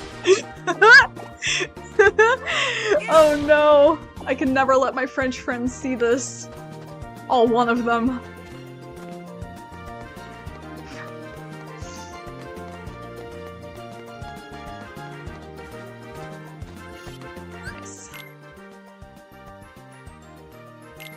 I wish Riku got Atlantica and Halloween Town forms. Cowards. They could have done that in the first game, but they didn't. Cowards. Cowards. No cutscene? Alright. Skiddly boop bop. On my way. Hello! How can we help you, Vexen? Oh, hey! It's not very often we see you. We've seen this. I came to lend you a hand. You obviously believe this Sora has much potential, but I remain unconvinced he is truly worth such coddling. I think an experiment would show if he really is of any value to us. Well, here we go again. It's just an excuse, so you can carry out your little experiments, that's all. I'm a scientist. Experiments are what I do. Yes. Yeah, he didn't show up in either of those worlds. You can do what just you want. Monstro and Neverland. But you know, I think testing Sora is just a cover for testing your valet. Valet? He's the product of pure research. What he actually is a toy. You should just learn to be quiet. Anyway, since you came all this way, you're gonna need this. A humble gift to my elder. I hope you use it to put on a very good show for us. This is where it ended last time. This is where Riku stepped up, but it's not Riku. Repliku. Look at him. Look at him. Oh, what a ham. That card holds the memories of Sora and Riku's home. It's just a card. What good is that? With a little help from Naminé, you'll have all the real Riku's memories. Maybe we can get her to make you forget you're nothing but a fake. In other words, we'll remake your heart so you can be exactly the same as the real Riku, okay? You want to remake my heart? The real Riku is a wimp who's afraid of the dark. What do I want with the heart of a loser? Any objections, Vexen? After all, you do want to test Sora, don't you? It must be done. How can you? Are you betraying me? I told you I would make good use of you, didn't I? No. Relax, kiddo. I don't think it's gonna hurt that much. I'll hurt you! This scene is so fucked up. Stupid little toy. Think you could defeat me? Where would you ever get a thought like that?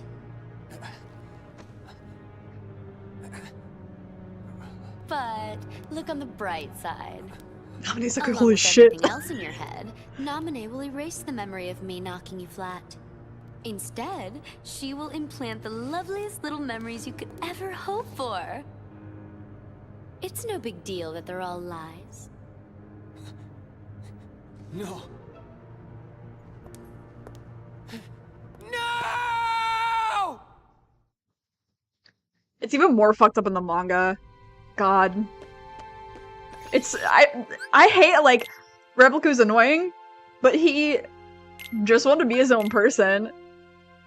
It's like bringing a child into the world and then being like, no, you're gonna be exactly what I want you to be. So, I feel kind of sorry for him, and it's really fucked up. And the manga's even more fucked up, which is why I like it, but, like, it's really fucked up. He's genuinely scared too. Like, even if he is just a clone, he still has like his humanity in some shape or form, and some individuality in the fact that he is a clone. Like, yeah. Yeah, it brings about interesting thoughts about, like, yeah, yeah.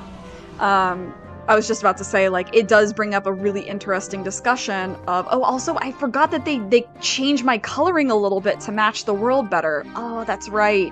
It kind of gets a Halloween Town vibe. It does bring about a really interesting topic of, like, cloning in general.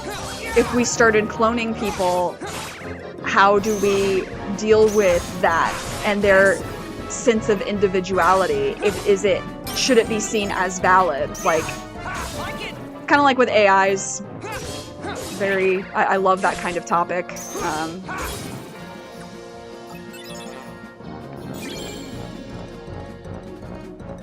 And it is something that gets discussed and brought up a couple of times throughout this series. Because now that they've got the tech, this is far from the last time they're going to use it. Because even if they are just nobodies, as Axel claims, they are still driven by the human impulse to create, I suppose. Also, thank fucking god my deck is so much better in Halloween Town because of these dumb flower bitches. Did not miss them. Have I seen or read Never Let Me Go? No. I have not. Is it related to that kind of thing? Because where I started with this was from Chobits. That's my origin story for cat-liking robot things, is Chobits. I read Chobits when I was too young.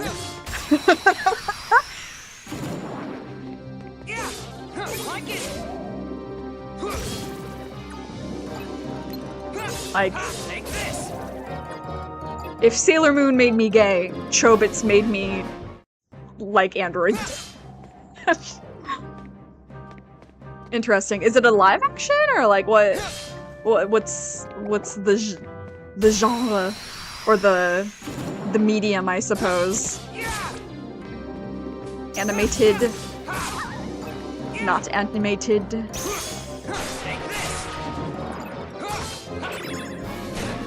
That's it, I guess. Like, yeah, all the types. Animated and non-animated, and that's it. Take this. Darkness. Well.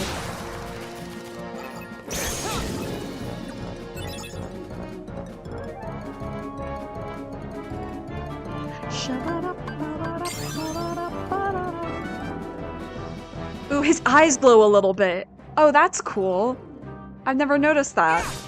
Good for them. Good for them and that design choice. Live action starring Andrew Garfield and Carey Mulligan. I'm so sorry. Live action is good enough. I don't know actors. I know the name Andrew Garfield. If you had a gun to my head and were like, name something he's been in, I would die. I would simply pass away. Keira Knightley, I know. Keira Knightley is big enough that I know who that is. Also, Pirates. And even then, it's only because she was like the only female in Pirates, the first Pirates movie that I knew.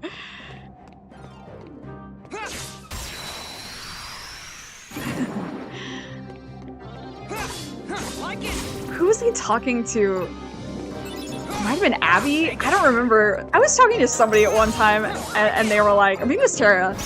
And I was like, they were like, yeah, with so-and-so. And I was like, I don't know who that is. And then they were like, okay, you know so-and-so? And I was like, okay, alright. Which reboot? Because there's like 4.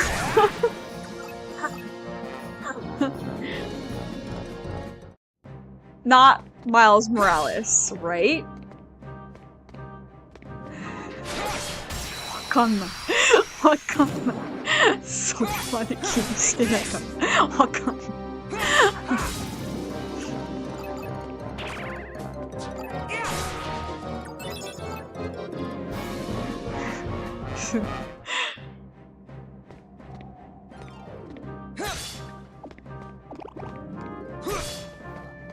Oh yeah, let's look at the map. The map, the map, the map, the map. Not Miles, okay. I always have to say Miles Morales because of fucking Edgeworth.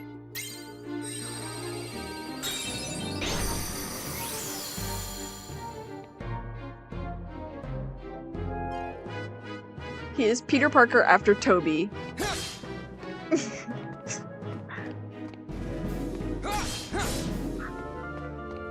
Is that the original one?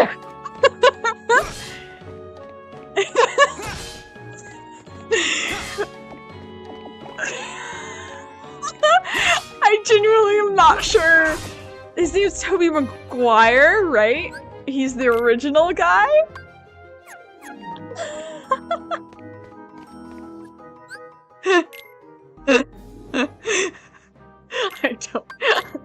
I don't know why. It's so much easier for me to keep track of voice actors than it is regular actors.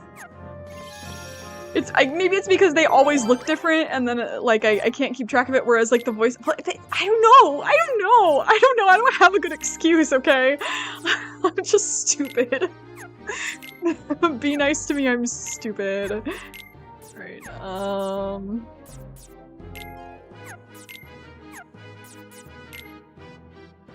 You know what? Yeah, I'll get rid of one of these. This is me whenever Megan talks about actors for real. The only thing I can do is okay. The only people I know are the ones that I physically met in person, and that is Brent Spiner and Jonathan Frakes, and I have no idea who the other ones are except Leonard Nimoy because of Kingdom Hearts, and that's on God. I literally was like, okay, him as a voice actor. Whoa, it's bad. Oh, it's bad. It's so embarrassing. It's not for lack of trying, it's just that I think my brain just doesn't... I don't know, I just have never cared as much about live actions. And so my brain's like, if it's not animated and voiced, then I can't keep track of it. I don't know why. It trained my brain from too early of an age.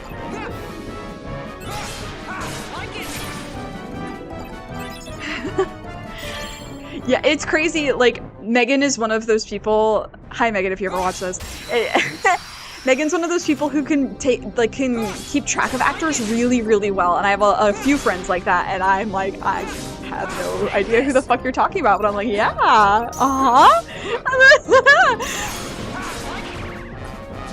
No, you're valid. Like, and I should know. I should know better because I do genuinely enjoy everything I've ever seen of Spider-Man, but honestly, the most Spider-Man that I remember is from, like, the video game.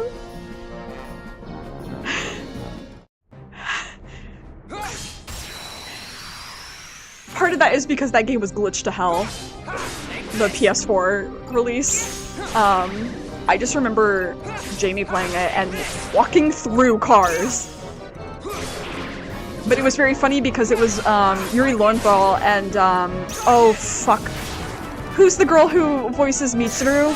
It was them. Because they're married in real life. And they were in the game together. It was really funny. Usually I have no desire to know anything about actors as people, so it makes it harder to remember. Yeah. I guess I do know Ethan Peck's name now, because I did see the panel of him. I think the only actors I really, really ever cared about, like really, really cared about, were the Lord of the Rings cast.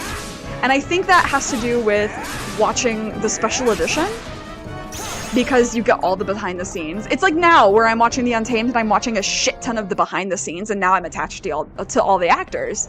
Whereas I didn't really care before, but like, there's Seeing them, that's why you gotta- oh, we have to- okay. We should watch The Untamed together. Honestly, Rika wants to watch it too, so maybe the three of us can watch it together, but like, that's why I'm obsessed with Xiaozhan, because you're right, there are so many performances in voice acting that impress me so much more. But every once in a while, I find someone, and truly every once in a while, it's once in a blue moon to be honest, but he is so good. Sorry to think about The Untamed again. I'm not sorry. Hello? Anyone else? I know there's more of you in here. Okay, there you are.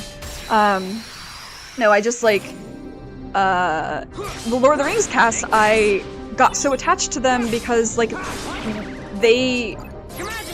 seeing all those behind the scenes and just seeing them as people and the way they interacted with each other, and they genuinely just loved each other. Like, their friendships were so genuine and deep, and like Viggo Mortensen getting so into his role, and he was not the only one. Like, they were all so invested in what they were doing, and I just don't feel like that happens anymore. And it's similar with Harry Potter, to be honest, because I did get attached to the actors in that from watching behind the scenes, especially of them as children.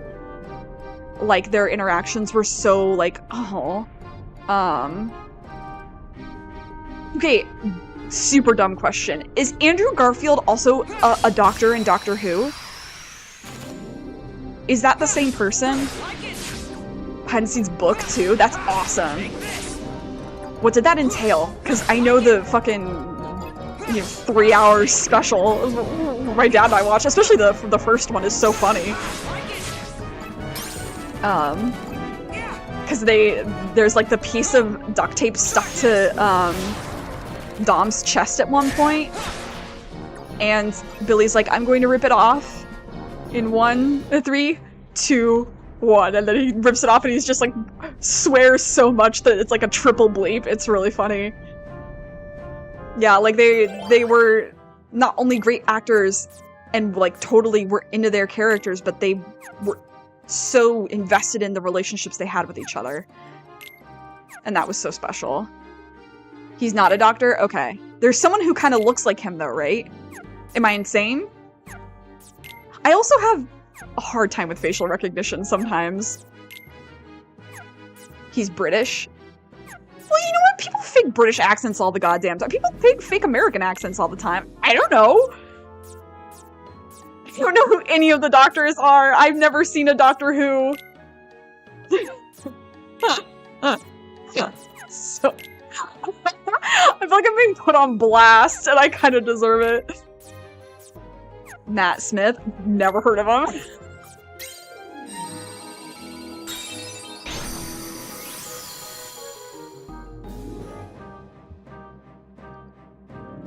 There's trivia about the filming. I think that was where I first learned that Viggo Mortensen actually broke his foot kicking the helmet.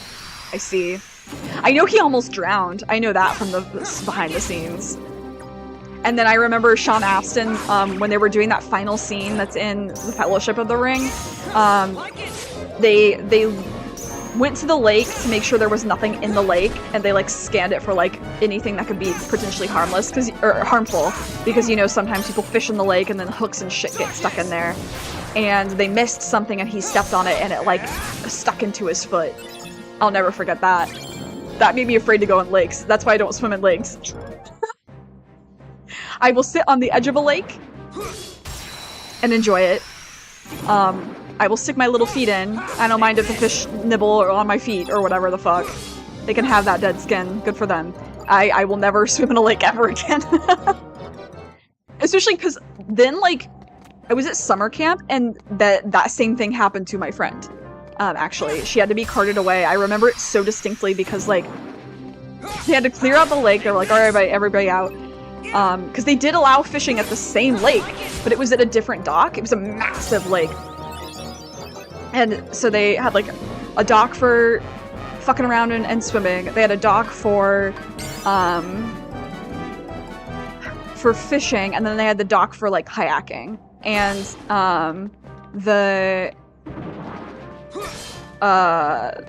the dock for fishing was far from the dock for going swimming, but it was not, I guess, terribly far.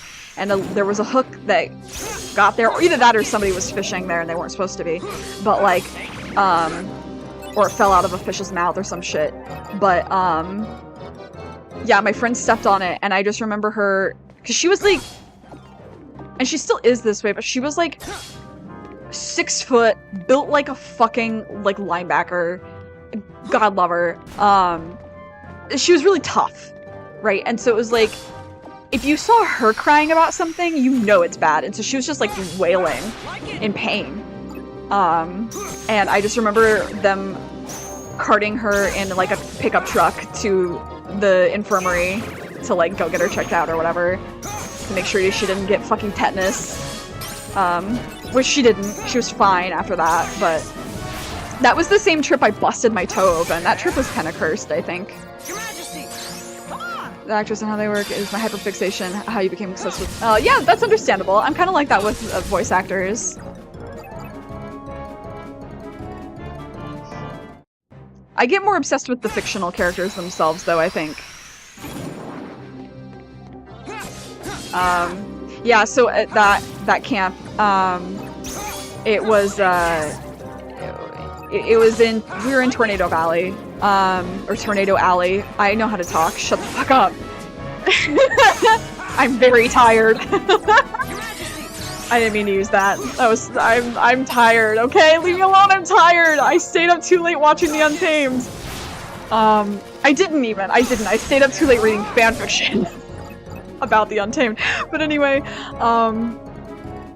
so, there was a tornado, like, touchdown near where we were. So they shove all of us into this one dorm that had a basement. And it was the only dorm that had a basement. And so everyone was there. And one of my good friends, she has claustrophobia. And so she was like fighting through a panic attack the entire time. And I was just like, we were trying to, you know, distract her and be like, hey, you know, it's okay. It was really rough, really bad time. No one had a good time. And then finally they're like, all right, it's still storming very badly, but we can let you out now. And we were like, okay, so we're just gonna book it back to the dorm. And so it's just, the wind is howling, and just like, imagine, you know, the worst storm that you've ever seen besides a tornado, and just running through that. And we're sprinting through this, and there was, what do you call it? So like, the pavement was, you know what, actually, I think I can just use one of these, because I have high cards in this deck. The pavement was like not flat completely. There were, you know, when they make a driveway, right? And there's like the chunks of cement, and the cement is supposed to be parallel in the ground to each other, and they were not. They were, there's one that was lifted up a little bit, and I was running, and I just happened to like smash my toe right into it, and I was like, oh fuck, like that really hurt. But it was, you know, very scary outside, and so I just kept running, and it was dark. And so finally we cut through the rec center, which had its lights on, and I looked down because I was like, oh, it really hurts. And I was just, my foot was gushing blood. And I was like, ow, okay, woof. And so then, but we're, you know, I can't do anything about it. And they're like, okay, just keep running. We're halfway there. So finally we get back to the dorm. And I looked down, and like a chunk of my foot was like, or my toe was lifted up. Like, it was not like a layer of skin. It was like a chunk. And so I was like, oh, fuck, I hope I don't need stitches. So,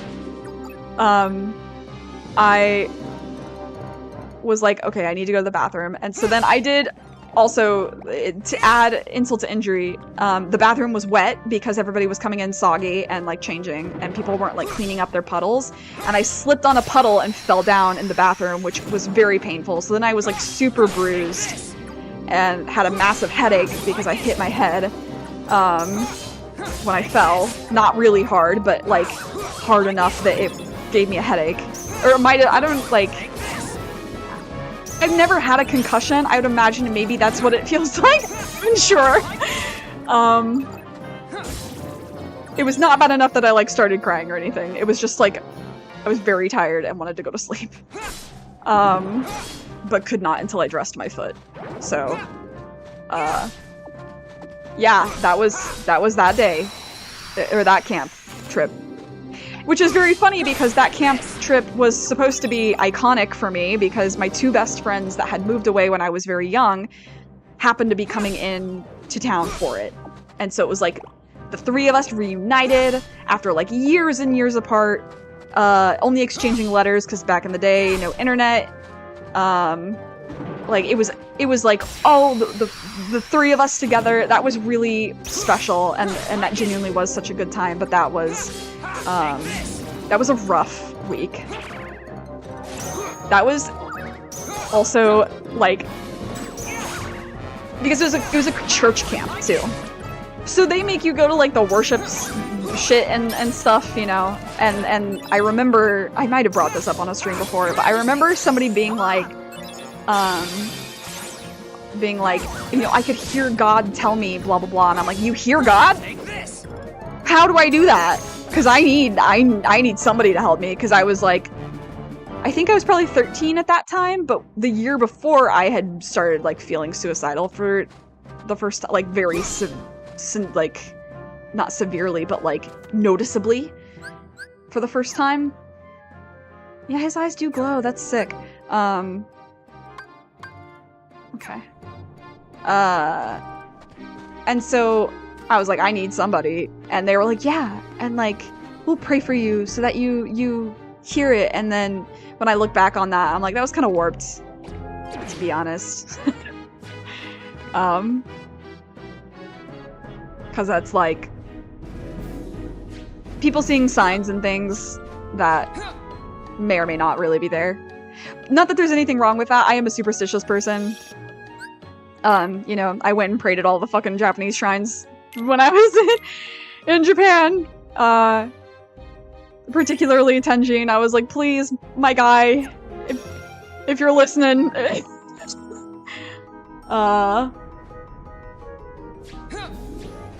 But yeah, it was a little fucked up. And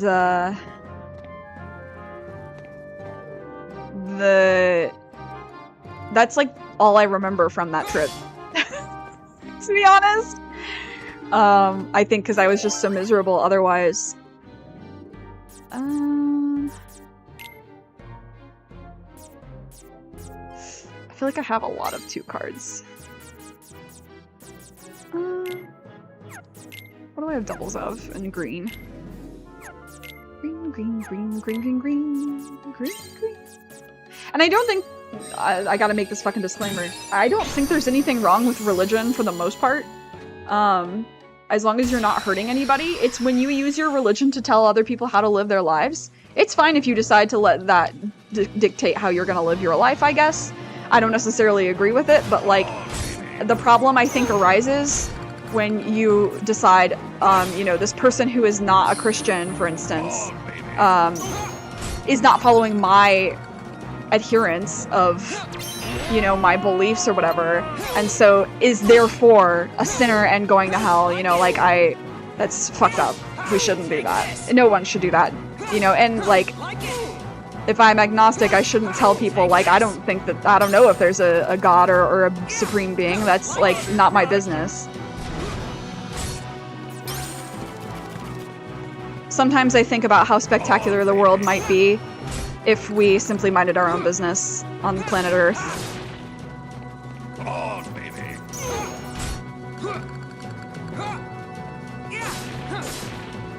Come on. Ah, stop that. Ow. Stop. Stop being a bully. Now you're in for it. Now you're in for it. Oh, for real? You jerk.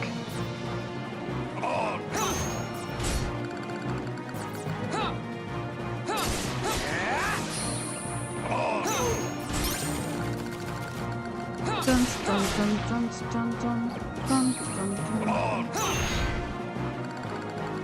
amount of power we would have if everyone minded their own business. For real, for real. Stop that. I don't want to duel you. You're literally almost dead. See?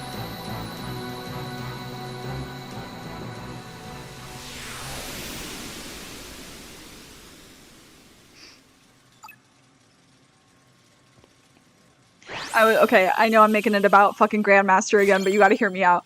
I was watching it last night and thinking, and oh yeah, I love how they made his eyes glow. I really like that.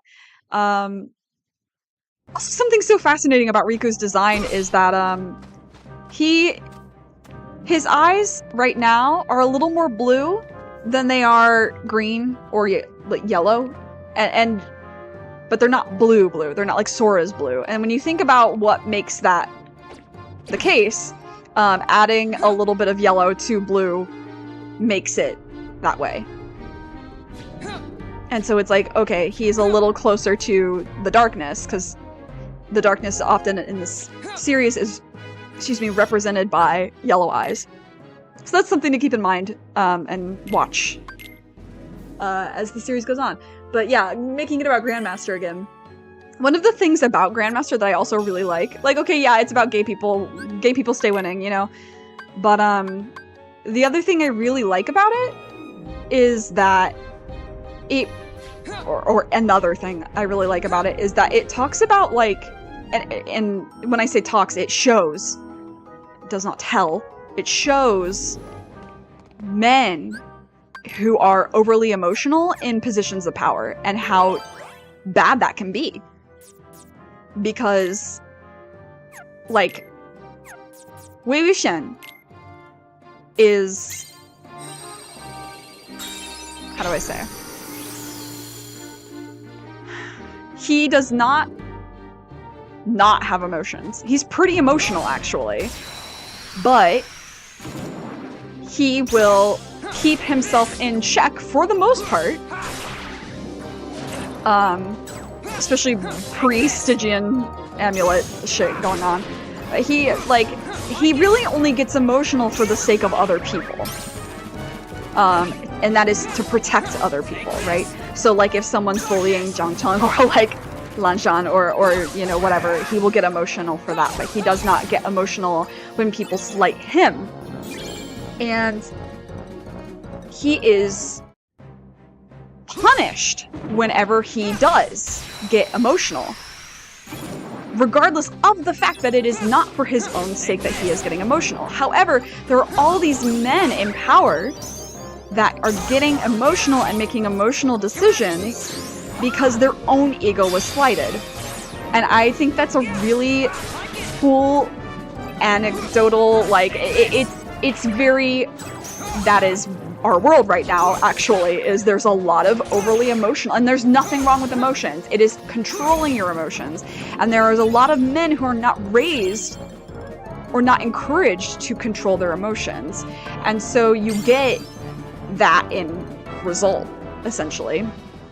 And I just think that the way that they show that is so good. Because when you get to how deranged he gets, he's still never deranged simply for his own sake anymore. And people make these decisions, the other people in the series make these decisions that are totally based on, they're I think even Wei Wuxian even says at one point, oh, if I have a reaction, it's bad, but if you have a reaction, it's justified. Why is that bad? It points out their hypocrisy, and I'm like, yeah, that's really a real issue, huh? And it's told very brilliantly, through a lot of anecdotes that slowly get more and more extreme. And the only person who seems to understand this and act on that understanding is Lan Zhan. I think that Nie Mingjue and Huaisang and Shichang and maybe even Jiangsong to some extent also understand it, but they don't act on it the way Lanzhan will act to protect him. And I think that that's... I just think it's neat. But it's very fascinating because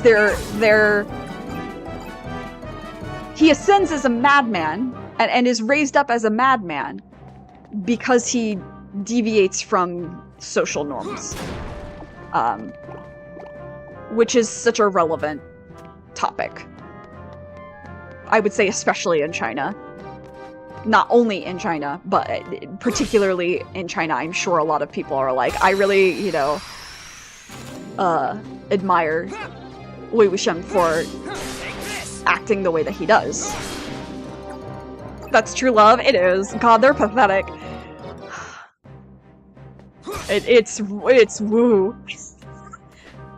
I'm like, man. Lanzhan got it bad. He's down so bad.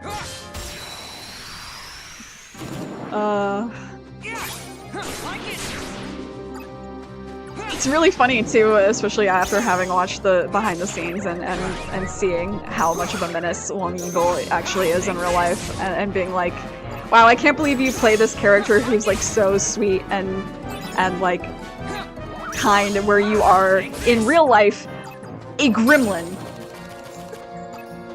I love it for you, but you are a gremlin.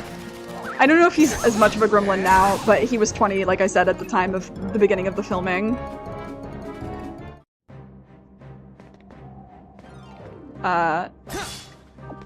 Yeah, I really like that. I love when a character, and it tends to be, that's like one of my favorite tropes for characters, and it tends to be characters who are ENTP. So that's why Phoenix Wright also fits into that. People don't like Phoenix because he's unconventional. And still manages to do his job. Sucks to suck, Christoph Gavin.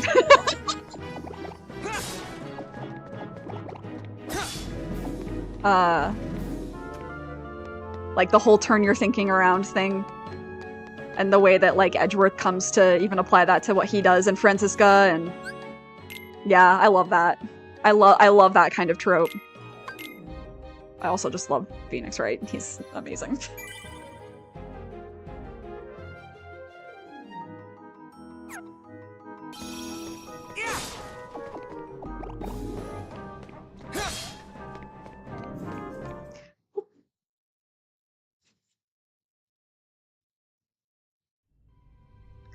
No one wants a piece of me? Meow meow. Hi, beloved. Hi, girl. Love you. Why so glum, Namine? Is there something that's been troubling you? Are you feeling awful about tinkering with Sora's memory? Or maybe you... Cut it out, Larxene.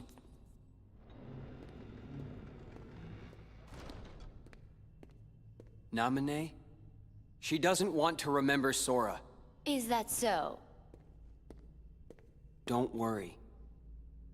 Whatever's hurting you, I'll make it go away.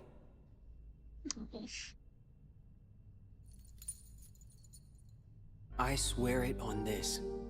The good luck charm you gave me. See ya.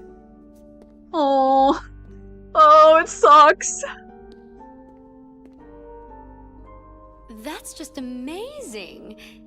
It's almost like you completely made his heart from scratch.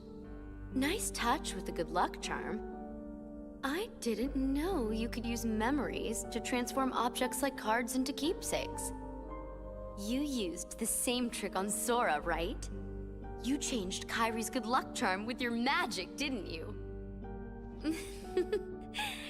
It won't be long before Sora forgets about Kairi completely, and then he'll be all yours to... He won't forget.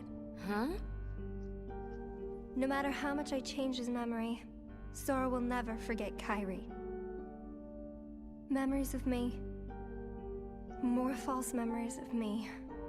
will just make his feelings for Kairi even stronger than before. Because I'm the shadow of Kairi.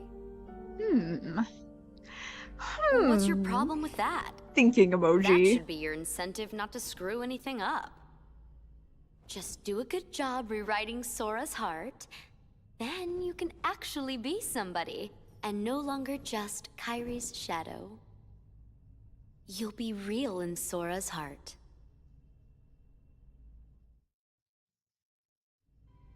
I think they should give Namine a gun.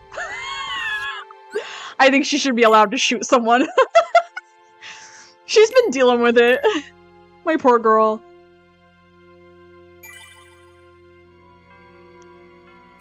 Man, we're already like halfway through Riku's campaign. Damn, Kingdom Hearts 2 is just around the corner. I can't wait. Okay. Oh, excuse me. Really nominate buys none of that. That's what I'm saying. She should be allowed a gun and 1 bullet.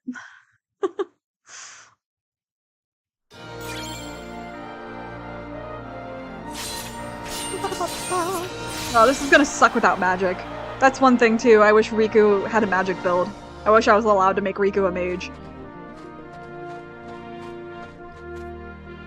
Bitches love mages. I'm always trying to make bitches mages.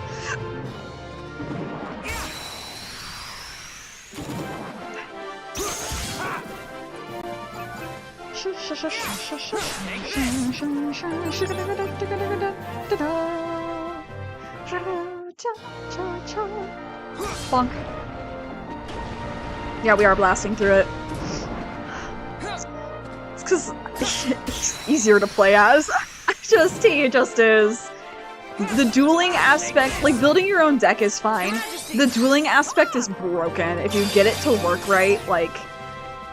The only thing that really nerfs Riku is the fact that his only magic is Mickey locked.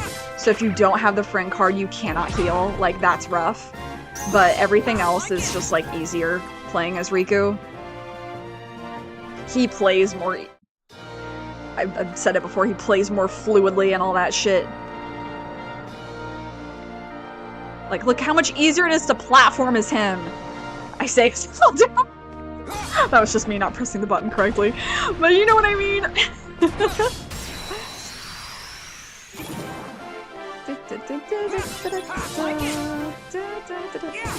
Oh,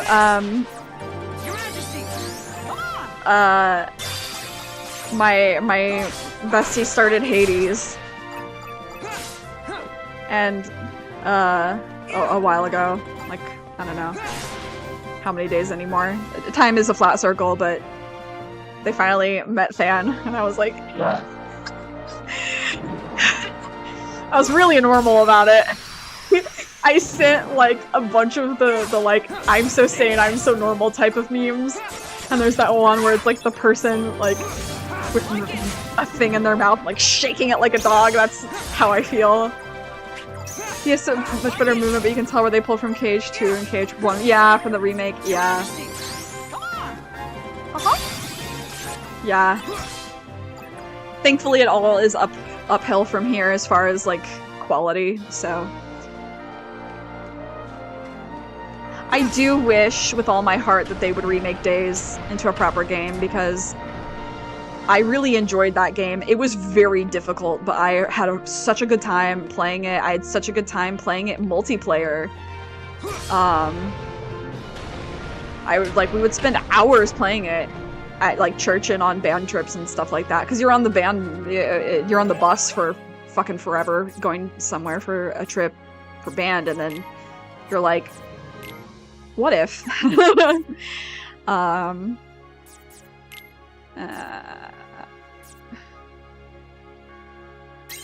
Yeah, that's very true. Yeah, they kind of kept Sora the same as his KH1, and then they gave Riku the— oh my god!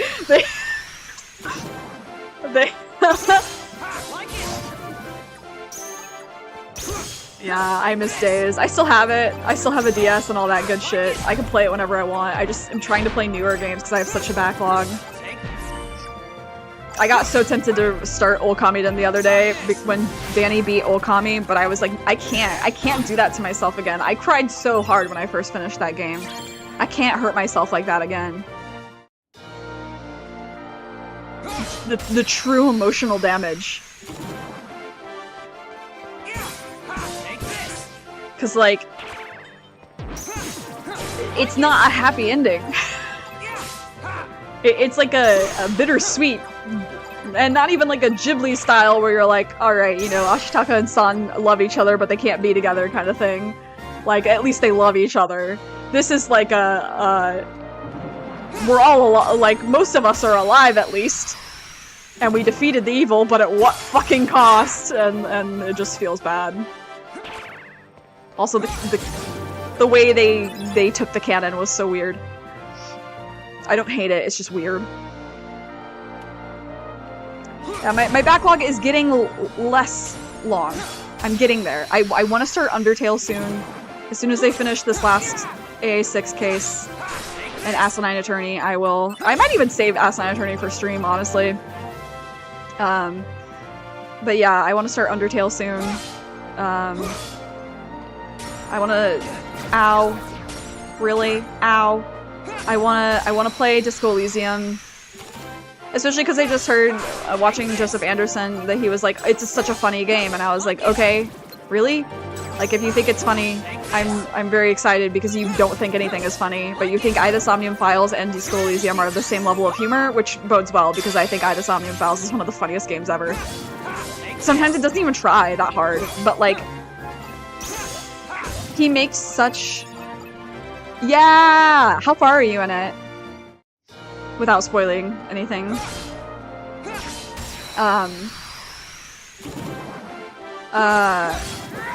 Cause like, he made a great point where it was like, comedy writing is so hard. Like, to be purposefully funny is very, very difficult. And Ida Somnium Files does it so well, that like, it's such an impressive feat that they accomplished to make it genuinely so funny. I feel like the second game also like suffers because of that. I like the second game, it's just not as good.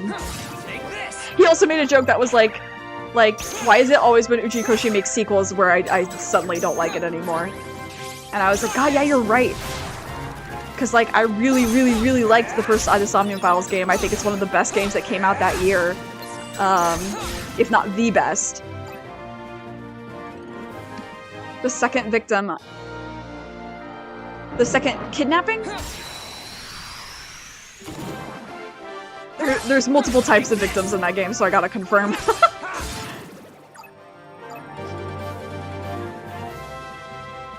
Did I just see a friend? No, imagination. Yeah, and then like the second Ida Somnium Files game I think is good in some ways, like better than the original, but I think it could have used like another year in development. And I don't like the way that they took the canon. I just think it was weird. Your Majesty, come on! Okay, yeah. So best boy. I love him. God, I love him. That was another thing when Joseph Anderson played Persona 4. He was like, there's no way that we'll have as many memes playing this game as we did playing Persona 5. And then it got to like Kanji, and he was like, this character is literally the best parts of Yusuke and Ryuji put together. And I was like, yeah, truly. They literally separated Kanji's two best traits and made them two separate characters in Persona 5. And I love Yusuke and Ryuji. I don't mean it as an insult. It's simply a fact.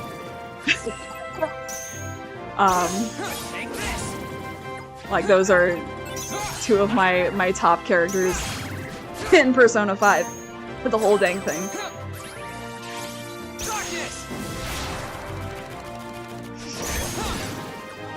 Maruki's my favorite, though. Maruki, followed by Sojiro, followed by Yusuke. But they're all quite close to each other in ranking, whereas I don't feel that way with Persona 4. I have, like, very distinct favorites. Yeah. I keep forgetting I can... Persona 4 is the most memey, and they made it worse with Golden. They, like, made it too memey. They tried too hard. Can I just have, like, a chill room? Can I please have a waffle?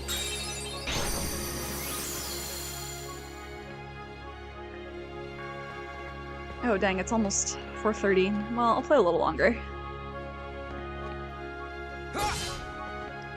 Oop. Yeah, that's one of the things that I think makes Persona 4 the weakest of the modern Persona games, is because Persona 4 Golden is like too memey. It wasn't funny most of the time, and weird, and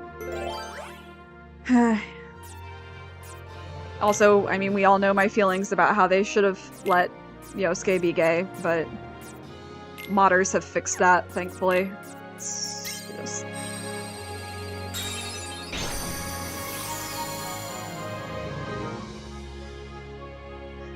Persona 3, I feel like, is the least funny. There's the least goofs and gaffs in that game. But the ones that they have are so good. Like, yeah, they lean way too hard into the jokes, you're totally right. The more like stupe, ace defective is something I think about probably weekly, at the very least. And commencing ignore mode. Yeah. Yeah. Wow. Persona 3. Wow, what a good game that is. Wow.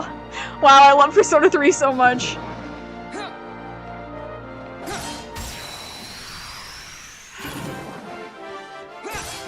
Persona 5 also memed pretty hard, but like not too hard. There are a couple moments that are too try-hard that I'm like, oh, I don't like this. And I hate how they like beat up Ryuji as a joke. Also, Koromaru exists. The best. Best mascot. Because he doesn't fucking talk. I stand by that until I die. Mascots, animal mascots that don't talk, the best mascots always. Pascal from fucking Tangled, best. Best. That's what made fucking Pascal and Max, like, Max such good mascots, because they did not fucking talk. But then what's the fucking horse's name in She-Ra? The She-Ra reboot? I forget its name. I liked the She-Ra reboot, but the horse should shut the fuck up. And that's my verdict. Also, the fandom for that is garbage. Unsurprisingly.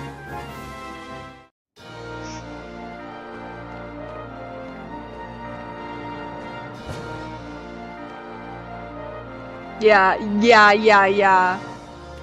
Yeah. They try too hard. It's very anime bullshit too. Like, and I love anime bullshit, but it's too much. And like the tone with Golden especially, the tone shifts are too whiplashy. And I'm talking like I don't love this game. I adore this game. The emotional beats in the game are really powerful. And I think the villain is good. Some people complain about the villain. I hate him, but I think he's a good villain. And the fact that you, in Golden, can take a route where you're an accomplice is amazing. That's one of the best things that they added to Golden. In fact, maybe to any Persona, besides Royal's third semester. And being able to date Akihiko. That could just be my bias, but... Akihiko, my beloved, wanting to do squats on the train. I love him. I love him. I love Akihiko. Without spoiling anything, I love him. I love him in everything, except when they make him, they make him a trope in the spin-offs. That's so tragic. But I love him. Dating Shinji, oh, yeah, that's true. That one? that kind of made me like, hey, because when you max out his link and he's like, and you're like, hey, and then he's like, you can't handle how I'm gonna wreck you. It's like, whoa! He's like, I will not be easy on you. And I was like, okay! You're not even my favorite, but okay. I can't believe they let you go there. Wow. Yeah. He's peak male wife though. And I don't say that as a bad thing. He is just peak male wife. Yep. I love that. I love him. God, I love him.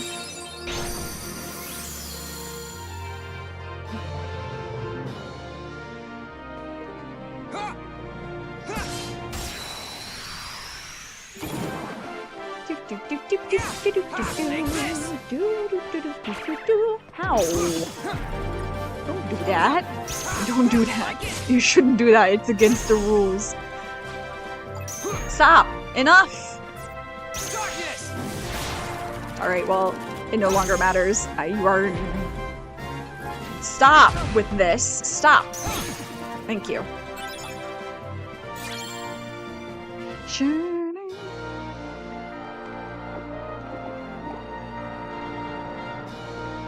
I love it when the Heartless move really slow. It's so silly. I'm coming.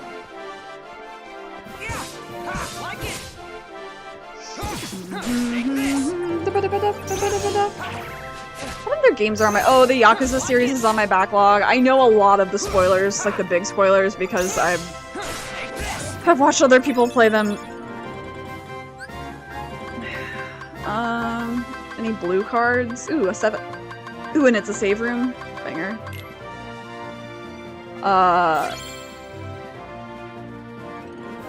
What? I feel like there's other— oh, I still haven't played BioShock 2.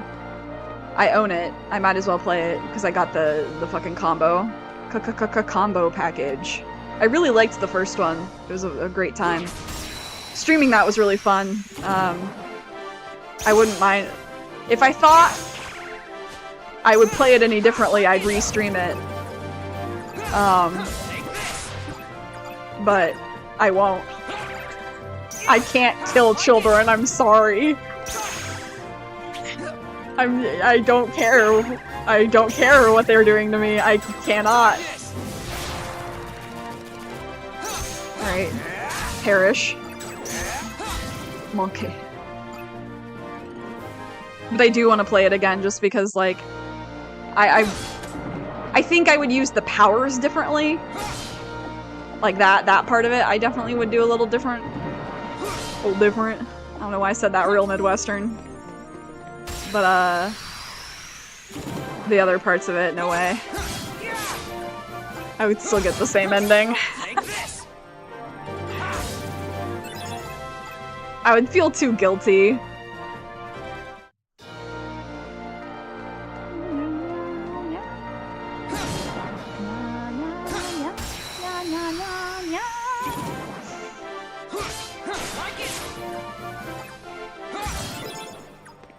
I'll probably restream Okami at some point because the ending got fucked up, and that was before I was using YouTube for streaming, so I don't have any of the VODs. Same with Ida Somnium Files. I'll probably restream that as well because, again, I don't have VODs for it, and that one I feel like I can play different ways, and it will still be— even though it doesn't have multiple endings, well, I guess it does, but, like, I can play it differently, and beat the game. Yeah, you really can't take that child line out of context. I would never kill a child in a video game, or in real life. No! Leave me alone, let me heal myself, please. Okay, now you can come get me.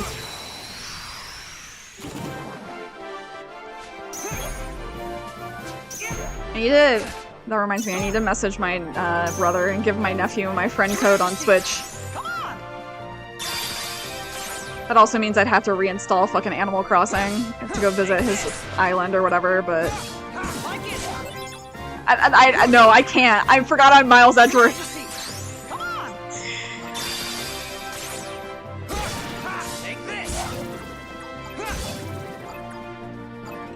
And hopefully it actually saved my file on the cloud for real this time, because it was supposed to last time and then it didn't. I'll be really sad if it didn't this time, because I did make a pretty fair amount of progress on, like, Miles Edgeworth's house. It was pretty impressive. I don't know.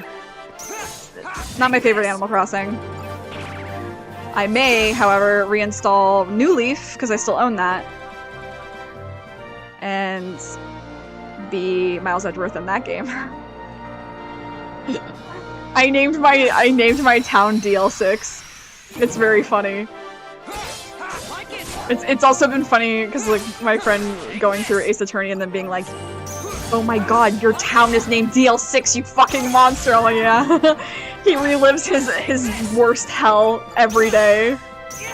Yeah, I haven't played in a while. Also, my Switch stopped counting hours above 100. I think, I'll have to check when I play Hades tonight, but, like, I have definitely played more than 100 hours of Animal Crossing, but it just says 100 hours or more. It's not doing, like, 150 or anything like that. And I know it should probably be there, like, because I did play a lot of it.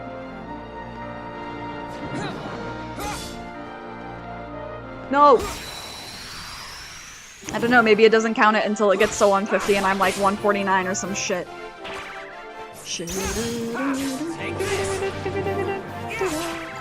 What other games do I have on backlog? Spiritfarer. It's a smaller game. I think it's an indie game. What else? What else? Hey, that was rude. The Switch is such a weird console. I can't believe how fragile it is. That's my biggest qualm. It's supposed to be portable, but every time I take it somewhere, I feel like it's gonna break. Because it has before.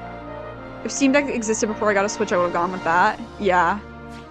I don't know enough about Steam Deck for that to be what I would have done. Like, to say that's what I would have done. I don't know. I definitely would have handled getting a Switch differently. Though. Had I known that Animal Crossing would be the way it was, and that it would be so fucking fragile, I would have just...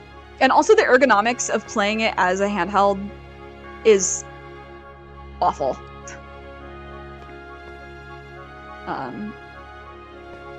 Same with Ring Fit. Ring Fit ergonomically is so... The fact that it didn't come with Bluetooth capability turned on, yeah, that's also crazy.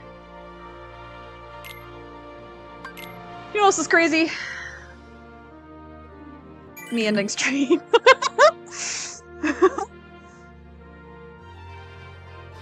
Dang.